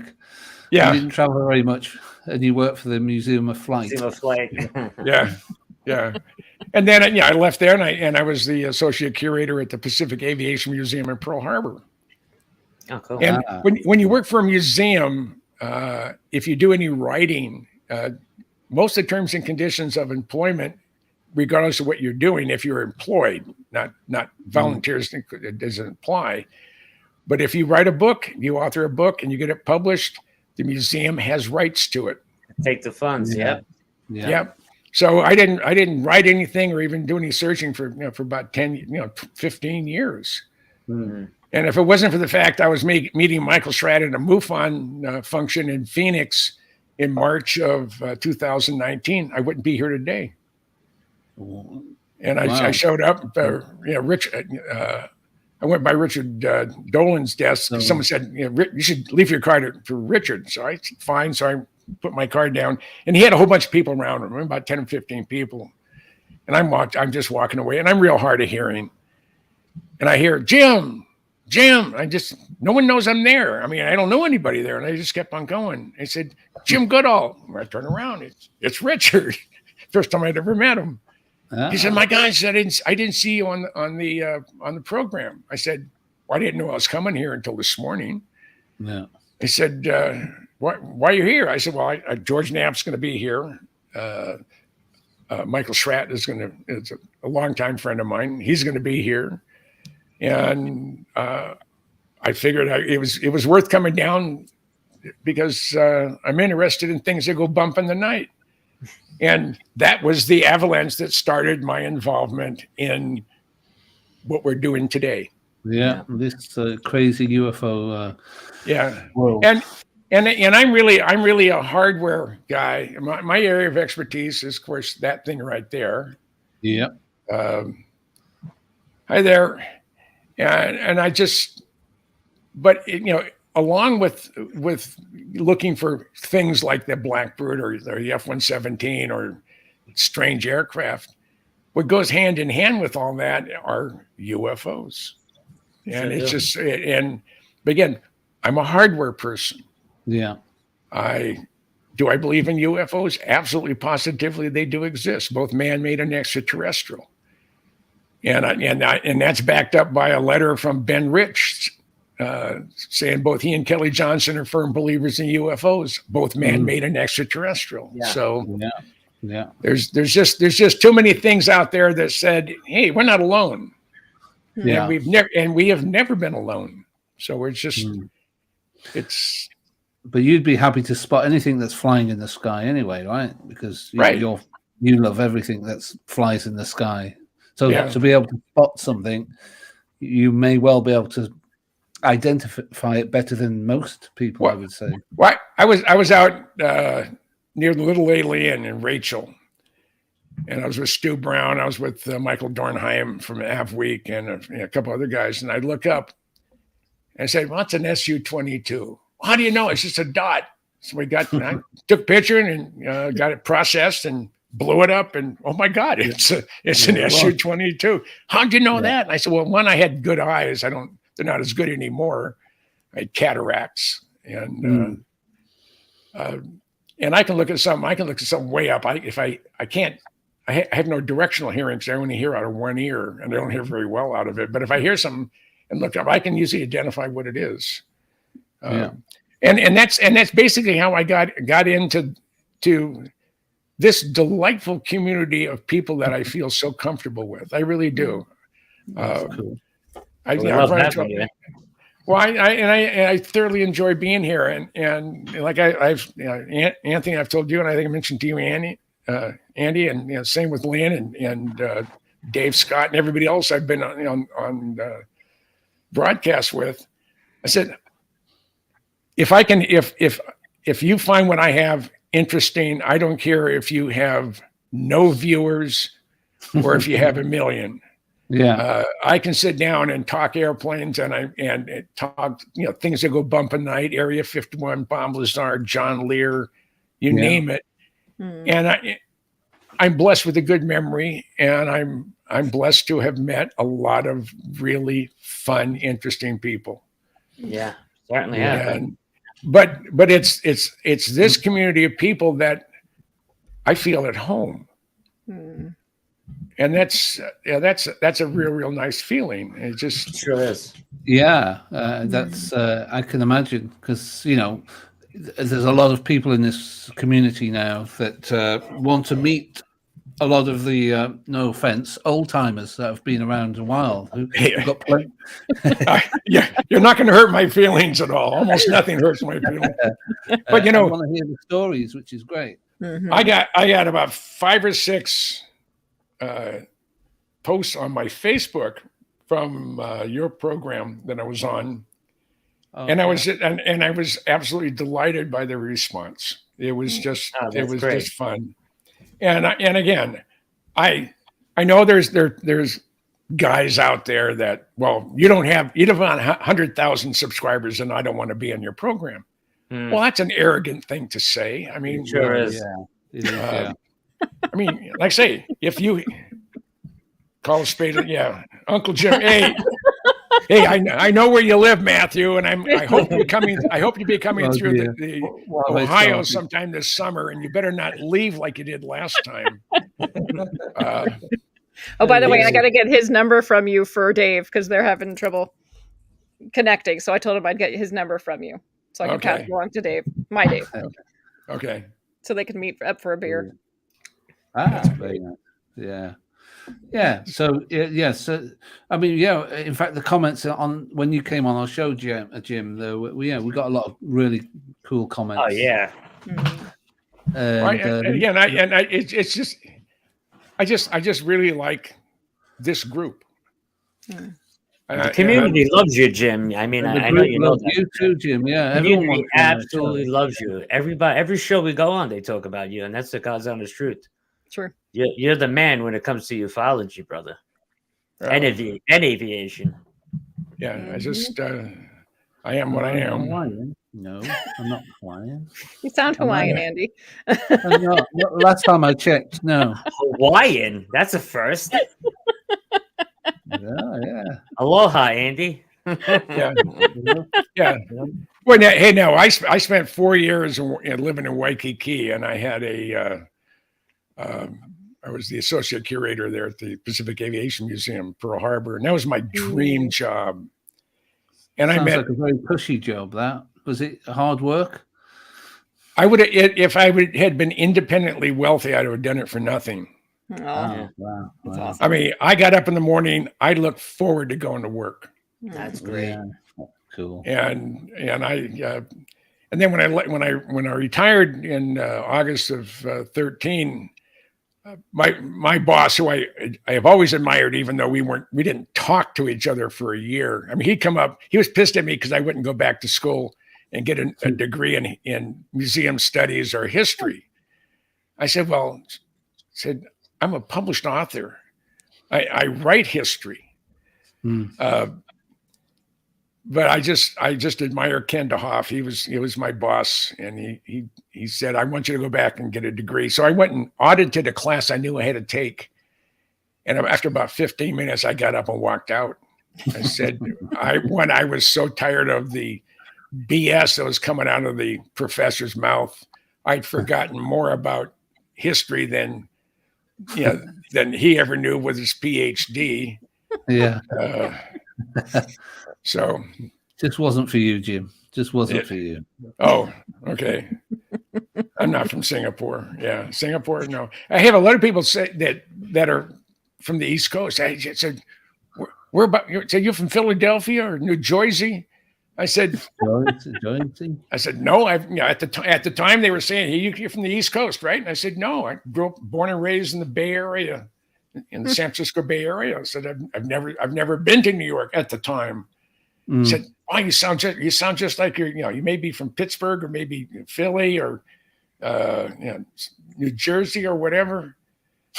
And I said, "Well, most of my roommates in the service were from the East Coast, so that's probably where." You acquire a military accent, I've got an army accent, which is like a mixture of so many other accents. Yeah, Scottish, Welsh, Irish, Geordie.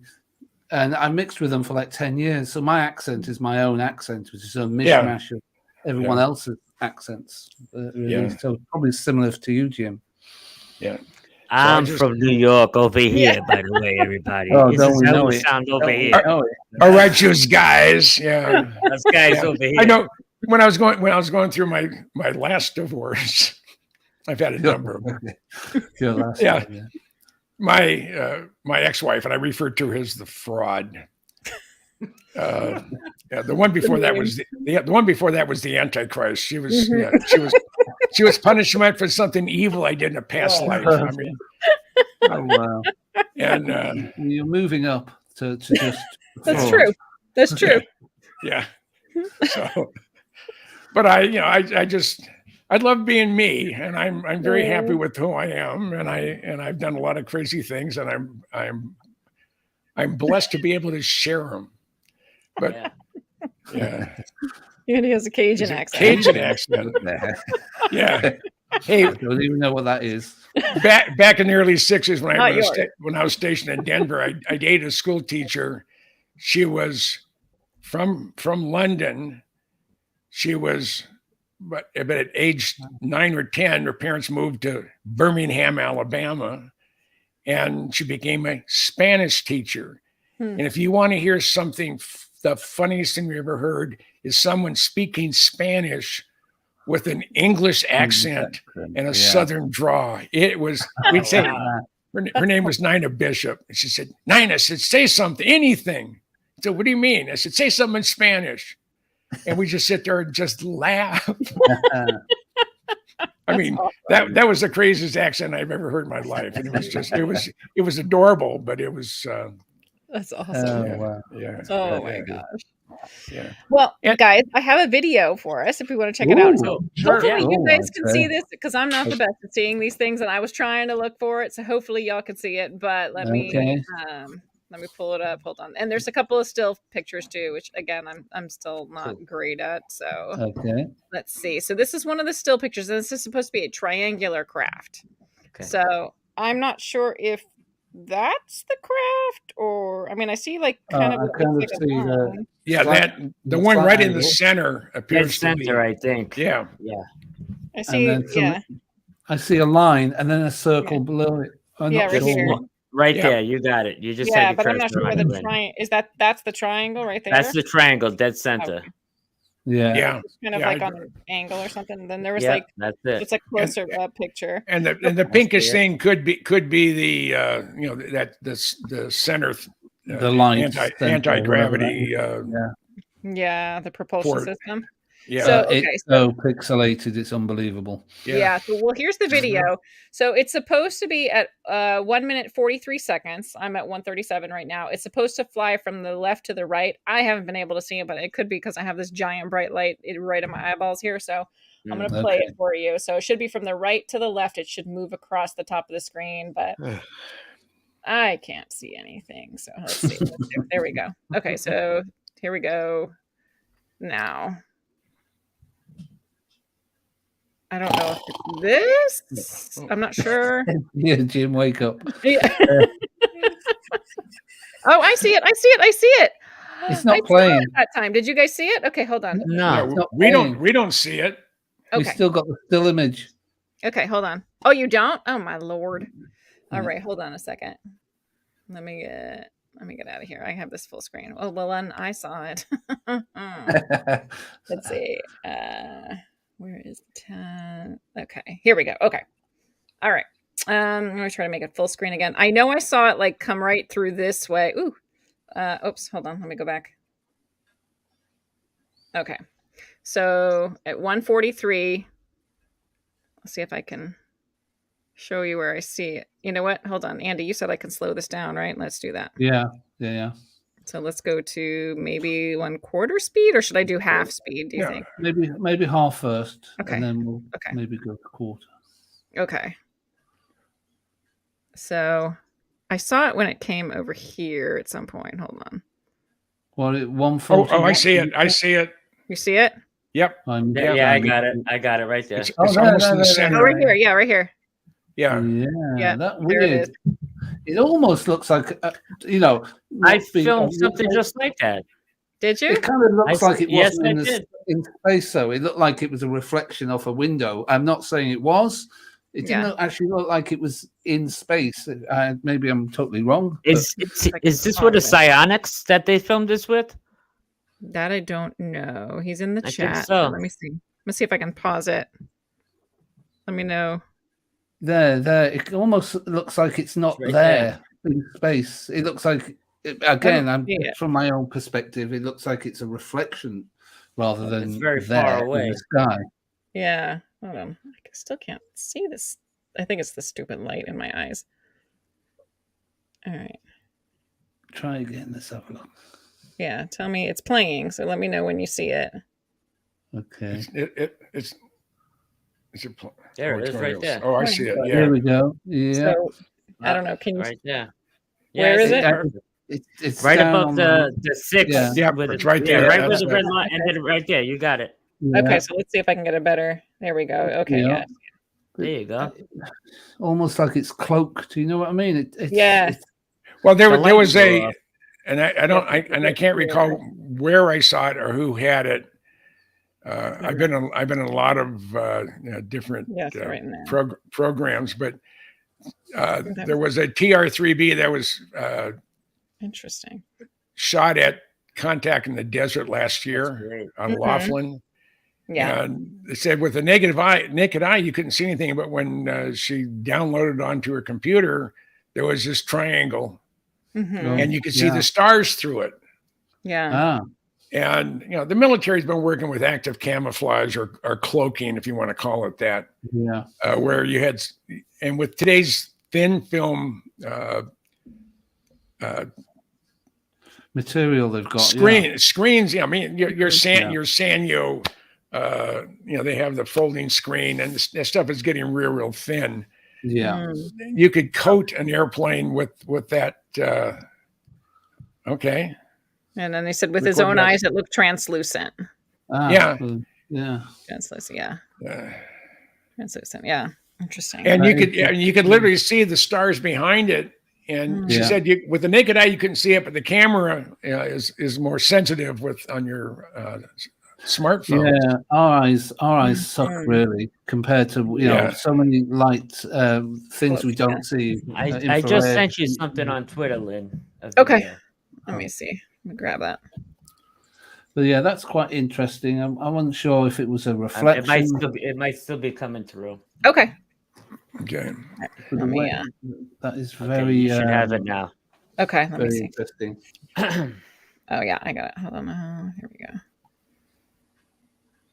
If only he had a Polaroid. Exactly. Okay, let me. But I think rather than go out and get a new lens for my camera, I think I'm going to get a P1000 because it has everything from 35 millimeter to 3000 millimeter. Wow. Yeah. And because there's times I look up, I wish I had a longer lens on something when you're looking up to see something. So you definitely need a tripod, and you're definitely going to need the pole stick with the hook in the front. Bipod. The bipod to put on front when you have the lens extended to keep the camera stable. Because it's so heavy, it tilts down the camera. Okay. Here we go. So this is yours, Anthony, right? So this whole thing right here, like a triangular craft? Yep. Interesting. Where was this taken? This is from Cristo Rapolo. Oh, that's right. So is it turning? Is that why that one's moving? So basically, this is the real footage that 60 Minutes Australia used. What you're seeing is these two craft, what he calls opening up a porthole. And that one on the bottom, that red one, is a square with a circle in the middle. Circle in it. He had an astrophysicist do all the math and science on this, but then that craft goes up to the top where the other one is, and then they fade out. Interesting. But the physicist actually did a lot of, he studied this film a lot, didn't he? Came up with all sorts of stuff that I couldn't even work out what he was saying, half of them. But it was just baffling me with science. But the guy was Chris Masson. He's with MUFON, and he's an astrophysicist. He did a whole bunch of math on this, and he came to he pulled that red object out is actually a square, and inside of it is a circular object inside. They believe that when you see that triangle formation in the sky, it's opening up a portal to let that other object through. The triangle object through? When they lock in that triangle formation, he believes that the three of them connect to make one big, massive energy generator to let another object through. Interesting. That's what he thinks you're seeing. But this is over California, over the ocean. That's interesting. So at the beginning, that's what you're talking about here? Right. So they're locked on like that. Yeah. And he believes that formation is critical to let that other object through, or whatever the case may be. It's a lot of mathematical mumbo jumbo I don't understand. Yeah. Interesting. But the footage is cool. Yeah. So to let this object through, I would have thought there would have been 3 white dots, rather than 2. Well, I shortened the video. The video is like 15 minutes long. You're catching the tail end of it. Oh, okay, gotcha. Interesting. That's fascinating, though. It's definitely an interesting. Wild. Yeah, you can kind of see. I mean, it's a little pixelated, obviously, but you can kind of see it does look like square. Yeah. I mean, yeah. Here's see a line and a line. Interesting. Yeah, and this was released. This was on 60 Minutes Australia, right? Right, and a little backstory to this: Lou Elizondo and what's the other guy? Corbell. Stars Academy. Jeremy Corbell was there, and the other dude from To the Stars Academy. I can't think of the musician guy. Oh, Tom DeLonge. Tom DeLonge. The three of them were there while this was filmed with Cristo. Oh wow! Out in the field, they were all together for that. So that's pretty cool. Yeah. Well, thank you for sharing your triangle with us. Christo managed to keep his hands on the footage. The footage, yeah. Because there was a bit of dispute about it, I guess. And then we heard Lou talking about an object that was a square within a circle. Yeah. So we're wondering if that's the footage that he was referring to. Talking about, yeah. More than likely. And why he hasn't showed it is because Christo still has the actual footage. Original, yeah. That's the conclusion Andy and I put together. Or it was too real to show. You're a policeman, so you did a lot more of the detective work. Yeah. Wow. The 23-minute video. No, that's a different video, isn't it? Different. Yeah. That's supposed to be more of the Tic Tac thing, whatever that was. I think. Oh, really? The Tic Tac video is supposed to be like 23 minutes of high def. I thought it was high definition. 23-minute high def footage of that, right? That's a lot of Tic Tac. Yeah. Need to get that. Interesting. Wow. That is fascinating. So I'm confused. Is the red square with the circle in it? Is that the portal itself?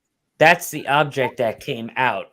So initially, in the beginning, there's 3 white dots locked in a triangle, and that red, square with a circle in it comes out of it, and then towards the end, it starts going back up towards the other dot, and that's where he left off with me. I only got about 15 minutes of the footage. Okay, so we don't know what happened after that. Yeah, it's going to be in his next movie, so I only got so much of it. Oh yeah, and the back. He's filming now. Yeah, he's filming that. He's filming that now. Interesting. Isn't there a new documentary coming out tomorrow? I thought I saw something on Amy's channel about a documentary. I hadn't heard about it. I know that Voorhees has something really cool coming out with UAPX. I just seen the trailer too. Oh no, didn't know. No, looked phenomenal. Interesting. Interesting. Oh, I'll check to see if there's any documentaries coming out. Yeah, because it was on her channel. Let me see. I can look too while you're. It was. Dang it! What is this? Because she has, she has a video up that she's going to do tomorrow about it. Okay. Let's see. UFO conscious contact full disclosure. Oh. Who's that by? Do you know who that's by? Let me go in here and see if she wrote anything about it. Would it doesn't say. YouTube thing, or is it Netflix thing, or what? I guess. Yeah, let's look on YouTube and see conscious contact. Full disclosure. Which usually you'll hear about them, and I was kind of like, oh, what is this one? Full disclosure trailer 3. TT Productions. I'm not sure who that is. Oh, it'll come out on Amazon, iTunes, Google Play, and Microsoft. Okay, interesting. So then it'll probably be on Prime, Amazon Prime. Yeah, I would think so. Yep. Yeah, I know the one that Above Top Secret from Dr. Stephen Greer is out. Yeah. I got an email from a buddy of mine and said, "My God, I just saw a preview of a thing, and your name came right after Greer's." said I wasn't responsible for writing that. So you should have said, "Is there any surprise?" Of course it did. Of course it did. Oh my goodness. So what did you think of that, Jim? I mean, you were in that. Did you watch the documentary, the whole thing yet? Bits and pieces of it. Mm-hmm. Yeah, I have my time is not managed well. So the only time I can watch an hour or an hour and a half long video is late at night after Rosemary's already gone to sleep, and Scarlett, my dog, she'll come in and start barking at me because she knows, well, you're not supposed to be in. You've been in here all day long, and you're going to stay in here, so you have to come out and be with the rest of your pack in the living room. But she's such a sweet girl. I can't. And right now she's, when I went out to get a glass of water, she got all excited and she thought she was being able to come back in here, or I was going out there permanently. I said, no. She thought she was going to have you all to herself, the dog. Huh? Absolutely. Yeah. Daddy. And I beat her so much is when I walk by her, she immediately will lay down, roll over on her back so I can rub her tummy. That is the most important thing in her world. Of course. Yeah, sure. Are treatsies and having her tummy rubbed. And sorry, I wasn't paying much attention then. I thought you were talking about your wife. Well, that too. Yeah. I was reading the chat. I'm sorry. Yeah. Oh well. Oh, it works both in animal and human. So. For both of them. Let me rub your warm tummy, okay? Yeah. Here's a treat. Hey, that's not my tummy. It has to work, Lynn. He was married like 20 times already. True, so. right? Yeah. Hey, no, but the first one, it was 20 years. Second one was 5. The third one was 10. And this one, till death do us part. That's right. Like number 4. That's right. Yeah. So, and number 2 was we weren't officially married, but we were exclusively together for 5 years, and she was punishment. She was punishment for something evil I did in a past life, like killing 1 billion people or something like that. And it was like being in a car going 100 miles an hour and you're hitting right for a side of a mountain made of granite. It's flat face. There's no airbag, no collapsible steering wheel, and no seat belts. And that millisecond before you're impaled onto the steering column is a real rush the first 20 or 30 times it happens. But after that, it gets kind of boring. It's scary as well, maybe. I said, well, you're getting married again. They said, we've only been broken up a year. 6 months.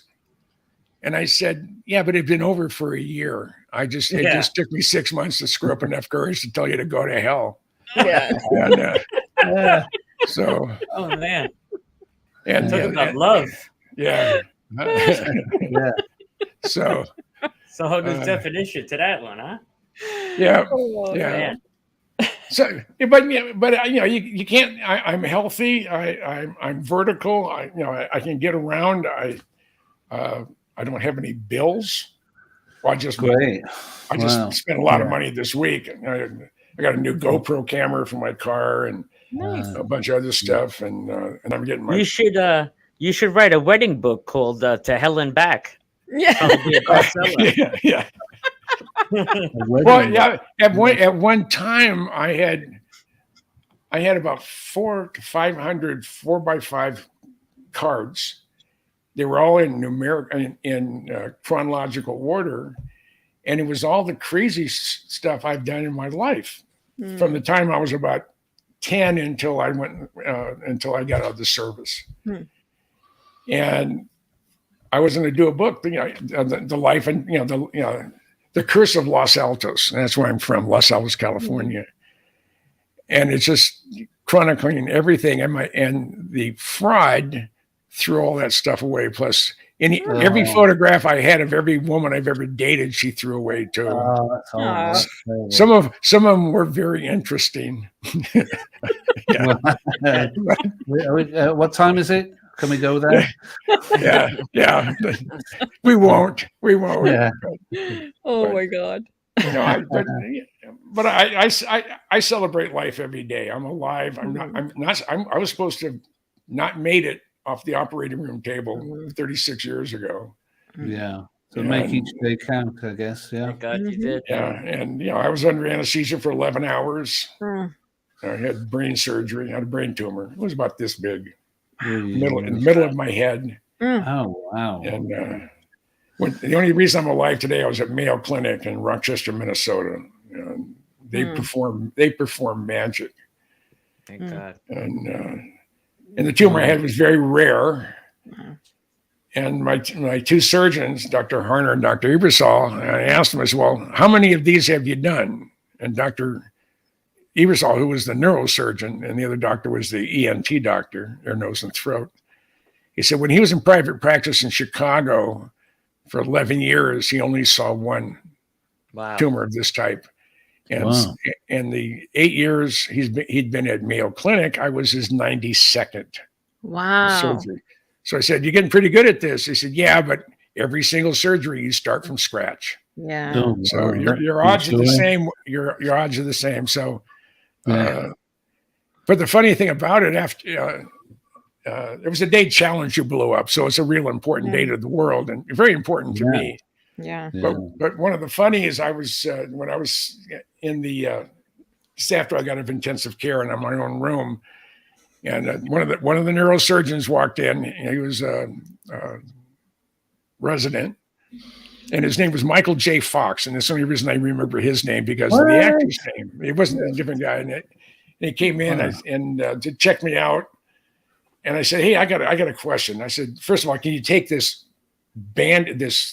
tourniquet bandage I have on my head?" And he said, "Oh yeah." So he took it off, and I said, "Okay, how many stitches?" He said 135, but most of them were inside. Ouch! Wow. And everything will dissolve. He said, "So I got a question. I got a headache, and it hurts here and here, and it's symmetrical." Of course, I'm still a little bit groggy. And he starts laughing at me. And I said, "What's so funny?" He said, "Well, it's not the correct technical term, but we had to put your head in the Christmas tree stand so it doesn't move." "Oh, okay." I said, "Okay, I got another question. I went in for brain surgery, right?" He said, "Yeah." I said, "Why do I have 10 stitches on my stomach?" He starts laughing at that too. He said, "So you know how bone is made? You have to have a hard surface, and then if you grind down, it looks like a sponge, and then you get into the marrow. So to get to the tumor, since it was, I mean, literally, if you go right into my eye here and in my ear, where those 2 points converge, was the center of a golf ball size tumor. He said we had to grind away part of the inside of your skull to get to all the tumor. That's why they were in there for 9.5 hours.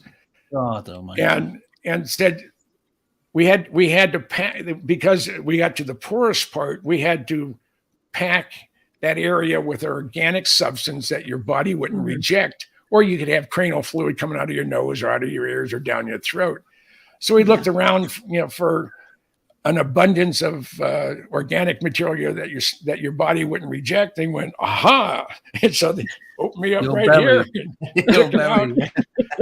My son today just thinks that's one of the funniest things he's ever seen. He said my old dad has he has this thing. He's a fathead. And I can prove it. And I said, but I can also prove it. There's a lot of people know I have brains because they've seen it. There you go. That's true. That's true.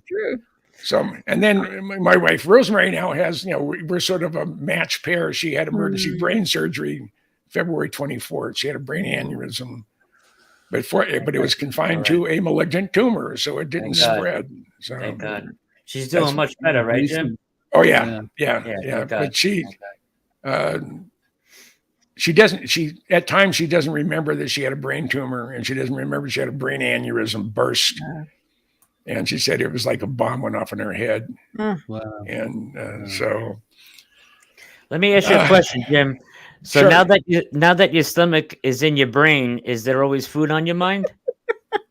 Yeah, it should have been women up there instead of food, but they're on my mind anyway. So, yes. It was from your stomach, right, Jim? They got it from.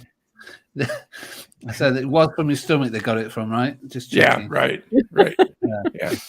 Yeah. Now, being that I had a Sicilian mother, everything, all your emotions are through your mouth. Yeah, food. You're happy, you eat. Yeah. You're bored, you eat. You're scared, you eat. I mean, it just someone puts food in front of you, you eat, and that's how I get up to 375 pounds at one time. And he's not lying, because my mother's Sicilian, and look how fat I am. So it's the truth. Oh, no. But all your emotions are satisfied through the mouth. All my emotions are. That's true. Yeah. So. And it's fun having a mom that was born on Halloween. Oh, that's awesome. And we called her, about every other birthday, we'd get her a witch's broom. But she loved that. But she could put a curse on you. She could, and I'm sure, Anthony, I'm sure you had the same problem. If you did something wrong, your mother didn't have to say a word. You just have to give you that look. The look. Oh, yeah. And I scared the hell out of the fraud. The fear of God in you. She was in a quartet, and some guy started pushing his way through the crowd and started to touch her. And I stood up in the crowd and just looked at the guy, and he just backed away. So apparently I have that look too, and it works. Yeah. So That's as I got older, I got the wooden spoon as I got older, though. Oh yeah, the wooden spoon or the wooden coat hanger. The wooden coat hanger is good too. Yeah. And she'd hit me with a wire one, and I just grab it and bend it, and it says, "Well, that doesn't hurt." And she said, "Well, it still doesn't." I said, "Mom," I said, "What happened? You lost all your strength." And she would get mad at me. Then she'd come over and just give me a good slap. I swear to God, my mother carried that wooden spoon in a holster because that thing came out of nowhere. It was instant. It was instant. Yeah. You know, you could have been in the bathroom and you said some wise ass crack. Whack! You got the wooden spoon came out of nowhere. Oh yeah, yeah. You don't even know where it came from. You could have been in church and the wooden spoon came out of nowhere. I sent a video out. I sent a YouTube out thing yesterday how to protect when your girlfriend is going to or your mom's going to hit you with her slipper or with her sandal. Mm-hmm. And he goes through, and his brother is acting as the mom, and you go through, you stop here, you turn your hand this way, and he said it, and then mom comes in, and he said, "Mom, what are you doing here?" And she takes off her sandal and hauls off and hits him upside the head and knocks him halfway across the room. And that's where the video ends. It's true. It's just cute. That's awesome. Yeah. Italian moms are lethal, man. They'll kill you. Oh yes, no mercy. Yeah. Well, my mom was 5'1", dad was 6'4". Oh, big guy. There's no way that my dad would ever challenge or do anything bad to my mom because he knows that he would not survive the night. He'd either have a horse head in his bed or his throat cut, his equipment cut off and shoved down his throat. So that's the Sicilian way. It is the Sicilian way. That's right. Not kidding. My dad used to call my dad used to call my mom's family the Mothers and Fathers Italian Association, Mafia. Mafia. Yeah. Andy, you're a Gambino, for Christ's sake. You know all about that. Yeah, that's right. I'm half Italian too. We got 4 Italians on here. Oh my gosh! Right, yes.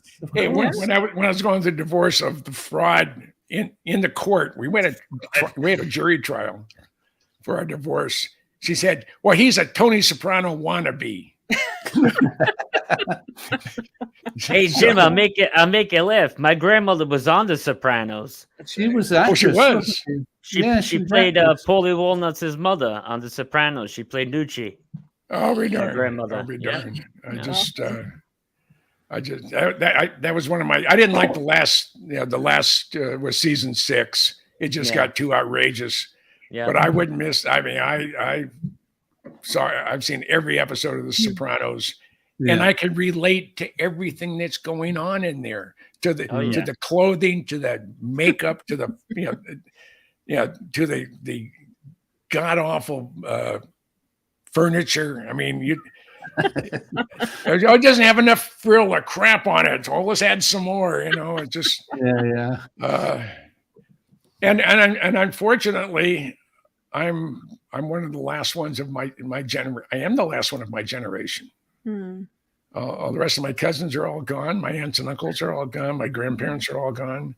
I guess when you hit 77, shit like that happens, Yeah. But I've had a fun time getting here, and I had a wonderful family. So I'm not sure how it's going to work out now that John Lear's memorial service will be on the 24th from 2 to 4. Oh, that's right. I'll be darned. That's great. And I hate it. I was so sad when he died. Great guy. Yeah. Great guy. Yeah. I met him a whole bunch of times. You Wonderful did? man. Yeah. Wonderful. Yeah. I used to drive my grandmother to HBO Studios in Manhattan to do the voiceovers and stuff. I used to hang out with the whole cast while she was up there. Oh, A bunch of fun. guys. Oh, How I had a fun. ball. Had a ball up there growing up, man. Yeah. Yeah. That's I mean, my mom said we have two sides of our family. You have the Brunos, who are our fair-haired, blonde, redhead, light complexion, blue or green eyes. I said, then you had the Cardinales.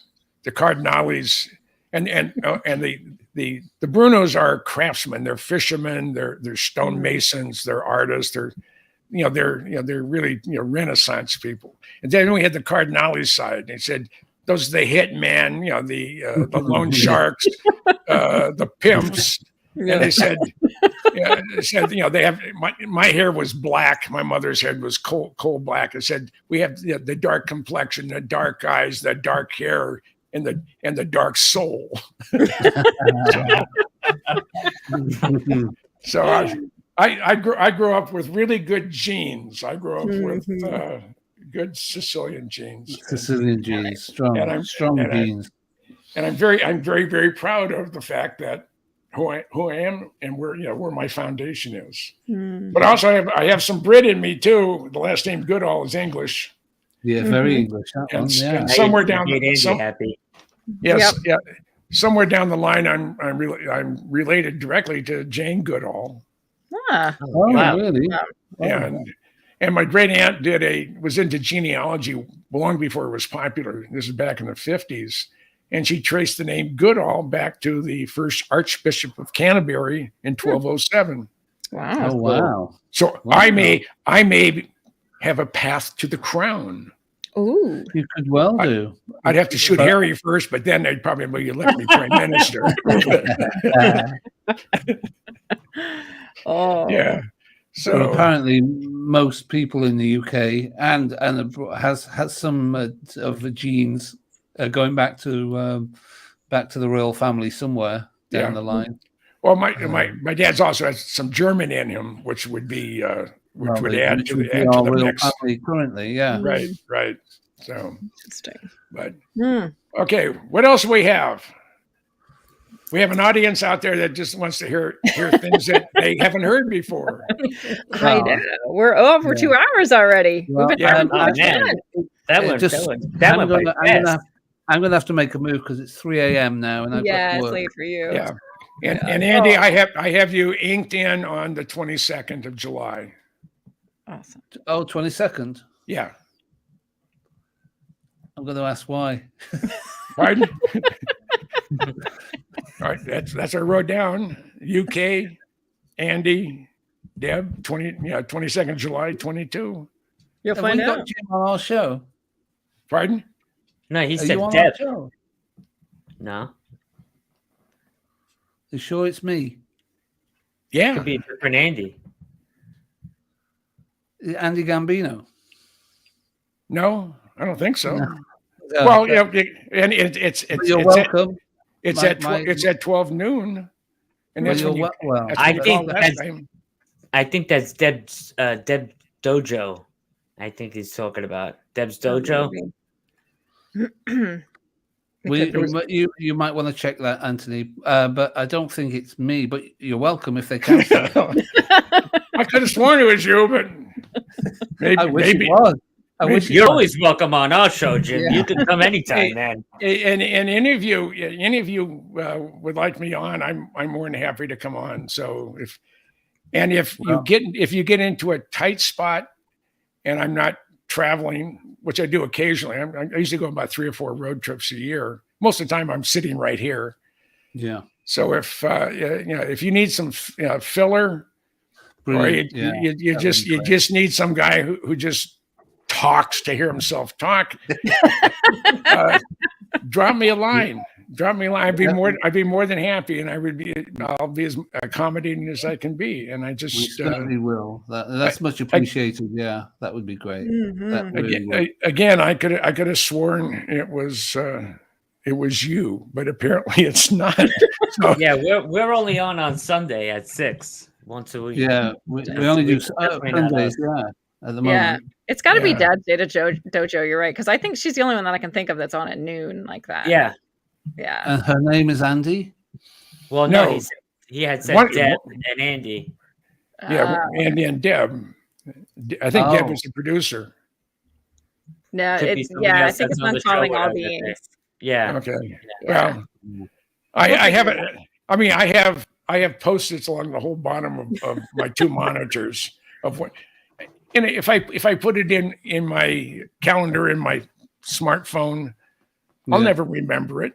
I'm old school. I write things down. Yeah. And Lee from First Floor Audio says you are more than a filler, Jim. That's right. Absolutely. Right. Yes. You're much more than a filler. Mm-hmm. Well, anytime you need another body or an opinion, I'm loaded with opinions. That's for darn sure. That is true. I appreciate that. And by in a month, I will have less than a month. I will spend at least 2 days, maybe 3, with Bob Lazar. I can't wait for that. So I will have some I will have some stills. I don't think he's gonna, and I'm not gonna push him on doing anything. Yeah. But I'm gonna butter him up any way I can, because I would love to have him on with Lynn and myself. I think it would be a real gas. Oh my gosh, yes. Tell him about your amazing co-host. She's fantastic. I will. So and, have him come on when you're on with Andy at noon. You, Bob, Andy, you guys can do the show. You guys can fill that spot. Come on my show at noon. Oh my god. Yeah. Amazing. Oh, but it was fun, like looking at videos with you guys too. We should definitely do this again. And I'm glad you guys liked the Polaroids that I cleaned up. I love them. They are the best. That's the best UFO photos I've ever seen. Honestly, those were phenomenal. And because of the vintage and the format that they were photographed on, they can't be faked. Yeah, that's right. Yeah. And you could spot something that wasn't real, I'm guessing, right? That wasn't an aircraft of some sort. Yeah. Yeah, he'd pin that right out. He would pin that right out. Yeah, definitely. And I have, and I think there's 2. They're almost like warring camps in the UFO community. Yeah. There's us, and then there's Lou and his guys and his crew. Quieting down a little over the last couple of weeks, I think. Got a bit quieter. Well, then again, maybe I've just not been paying much attention to it, but. Yeah, you're right. There is like there are 2 sides to it. Yeah. And there's of all the really nice people. I'm going to stow the Corvette. No, you're not. It's going to be my Corvette's going to be filled with stuff. So it's amazing what I can put in the back of that my car. It's just please put Bob Lazar in there. Bring him back. Yeah. Well, he had a 92 ZR1, and he had a double nitrous system on it. Mm-hmm. Yeah, seen him drive off on that. And he had 2 GPS monitors in his car. I mean, that really gave an accurate speed readout. Wow. And he drove it down. This is when he was still in Vegas. He drove it down to the California border, turned around, and I think he had a friend of his was down the road a ways and also up the road a ways to make sure there were no cops. And he decided if he can hit 200. Oh my God. He said now he's driven his jet car to 300 miles an hour in a quarter mile. But he said at 200 miles an hour, said the car was going like this. He said he was absolutely terrified that he let off very, very slowly. And he said he never, in that particular car, he never wanted to do it again. Now my car stock off the showroom will do 185. Jim. And where were you going? 185. What time of day was that? I got my ticket. I'm writing my ticket book here real quick. Okay, I capable of 185, but I've only had it about 140 plus, and that was on I think it's U.S. Highway 58 going from, maybe it's 54, going from Tucumcari to Wichita, Kansas. And this is the middle of the pandemic. This is like in May, late May of 2020. There's nobody on the road. And I'm on a 2-lane road that goes off to infinity. You can see the curvature of the earth. We're in Kansas. And I'm behind about 30 to 40 semis. They're doing 55 miles an hour. Why would you want to do 55 miles an hour in the middle of nowhere? So I pull out. Nah. The road goes off to infinity. There's no place for a cop to hide. I just hammered it. And as I'm going by, their horns are honking, lights are flashing. I think, thumbs go out, give me thumbs up, blasting horns. And as I passed the front truck, I was doing about, in excess of 140. It was going up. And when I finally let off of it, but it was rock solid. It was absolutely rock solid. But that's the fastest I've gone. Now, when I was out at the Storm Area 51 event that was canceled. I mean, there were 2 to 5 million people had said they were coming, and there's only 158 hotel motel rooms in Lincoln, Nye, and Esmeralda County. And you're 150 miles from Las Vegas. So not many people showed up, but there's probably more security people than not. But as I'm coming down Tippecanoe Valley, you have 27 miles and you can see everything. And the one thing that you can see, and they're very prominent, are cows. You don't want to hit a cow at 180 miles an hour. And they'll sit there, just watch you. And then almost at the point of no return, we're gonna decide to walk across the road or lay down on the asphalt because it's warm and maybe it was a cool day. God. So you don't want to do that. Oh my God! Yeah, be a pancake if you hit a cow. But I hope to be taking a group of people out to be near, in and around Area 51. I'll take them to the north fence line, and if we have time, then we'll go to the fence line at Tonopah Test Range, because that's where some spooky stuff are currently flying. And I got to get down there myself. I'm dying to go down there and film myself. Yeah. Well, you let me know if I can meet up. 100%. That would be 100%. That'd be great. The only thing I don't like about camping out in the desert or anywhere is trying to get off the ground. I can't get on I have knee replacement in both knees, right? So I can't get on my knees to get up. Once you get down, you can't get back up again. Got to bring a camper van or whatever with you, probably. Yeah, right. Camper. Right. Yeah. But I love it out there. I really do. I've never been. I really got to get out there to film. I'm dying to go. Yeah. And the one at TTR, if there's places you can go that won't raise suspicion, but you'll still see everything. Wow. When I was out there last time with, I think it was Stu Brown from Pop Sci, and they got wind that we were right at the fence line. So the airplanes, they weren't flying anything spooky, but instead of the long final, which starts 20 miles out and they just fall in the glide path and they go right over you or off to the side of you. And they're fairly low.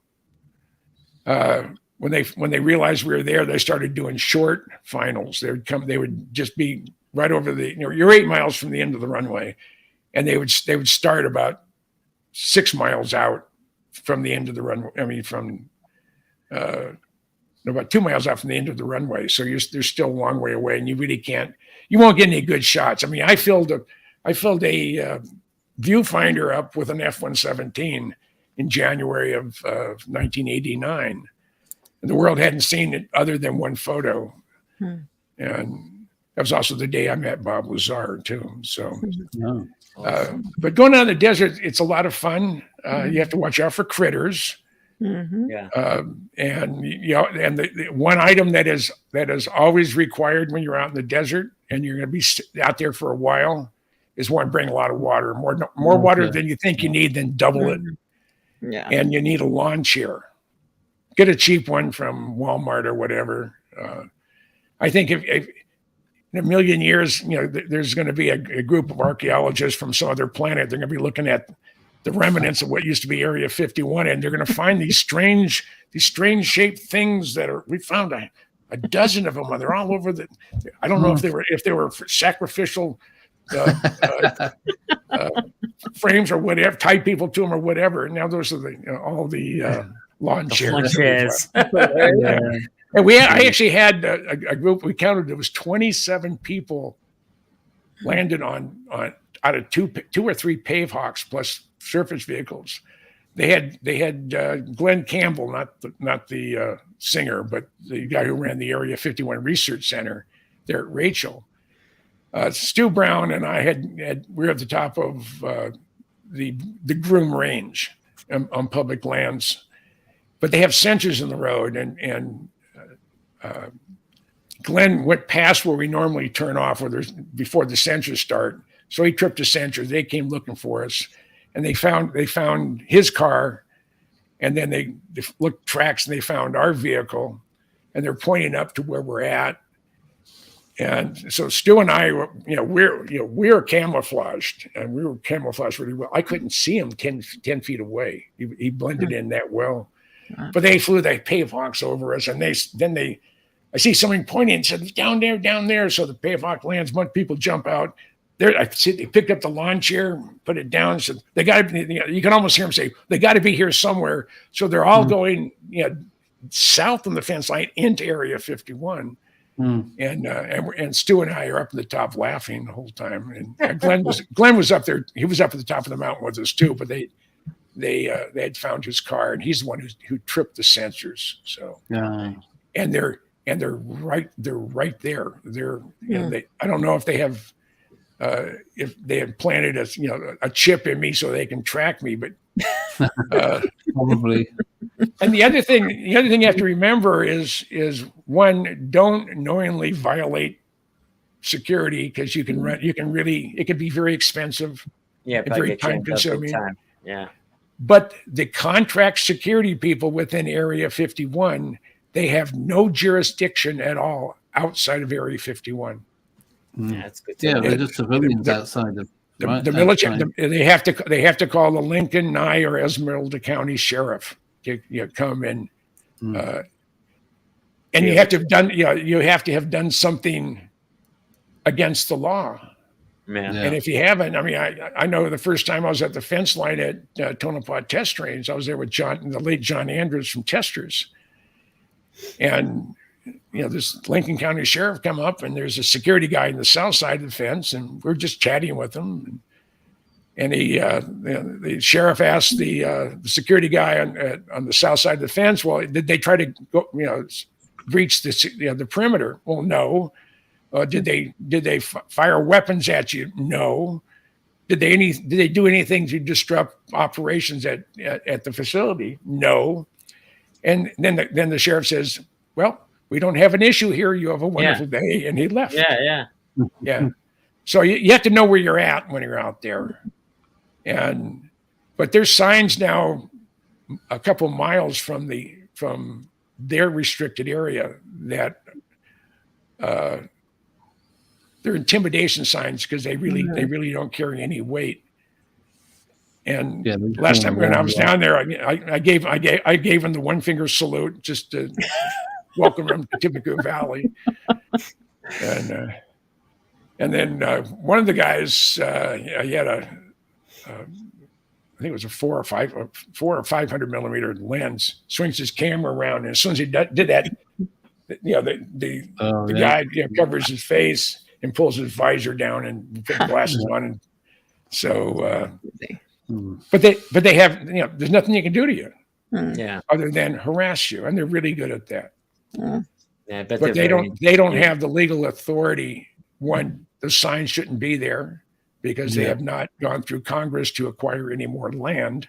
Right. So there's as my dad said, it's one of his saying, they're pissing into the wind. It doesn't compute. So yeah. Well, we've had a wonderful interesting, Great fun. show, man. Yeah. 2 hours and 23 minutes of I had a ball. camaraderie. It's been great. This was great. Thank you for having us, Lynn. And Anthony and Andy both. Anytime you'd like me on, you let me know. Thank you, Jim. Absolutely, without a doubt, Jim. We'd love to have you. And I'm delighted to be on with Lynn. Now, I'm not going to be available next Monday. Right. I'm going to be. I'm going to be with Sonny Conway at his place. I'm on my way up to Beale, so very fun. We may do something. I may give you a buzz and say, hey, we'll just do a joint thing with you and Sonny and myself on the air. So that'd be fun. Yeah, it'd be fun. That'd be cool. All right. You all take care. Everyone. You have a wonderful week ahead of you. Thank you. Thank you, man. I'm looking at Vegas is. Yeah. Thank you, Jim. Thank you, Lynn. Thank you, Lynn. Thank you. And I need everybody to support Lynn, support Andy, support Anthony, and any other of the YouTube channels that you enjoy. They can't exist if they don't have any type of support. So and that's one of the reasons I don't do it for me. I'm delighted to be partnered with Lynn. I just spend way too much time on this computer, and for me to manage a program where I have where I'm on once a week, or some of you are on every friggin' night. And I could probably, I could do it, but I don't, but my family would suffer. And I have a sweet wife and a sweet dog, and I don't want them to suffer. So no. And you've got to tickle their bellies, of course. Yeah. So, well, you all take care. I got to go. I'm hungry. Good night. And au revoir, adios, aloha. Later. And Good night, everyone. Thanks, guys. Take care. All right. Bye. Bye.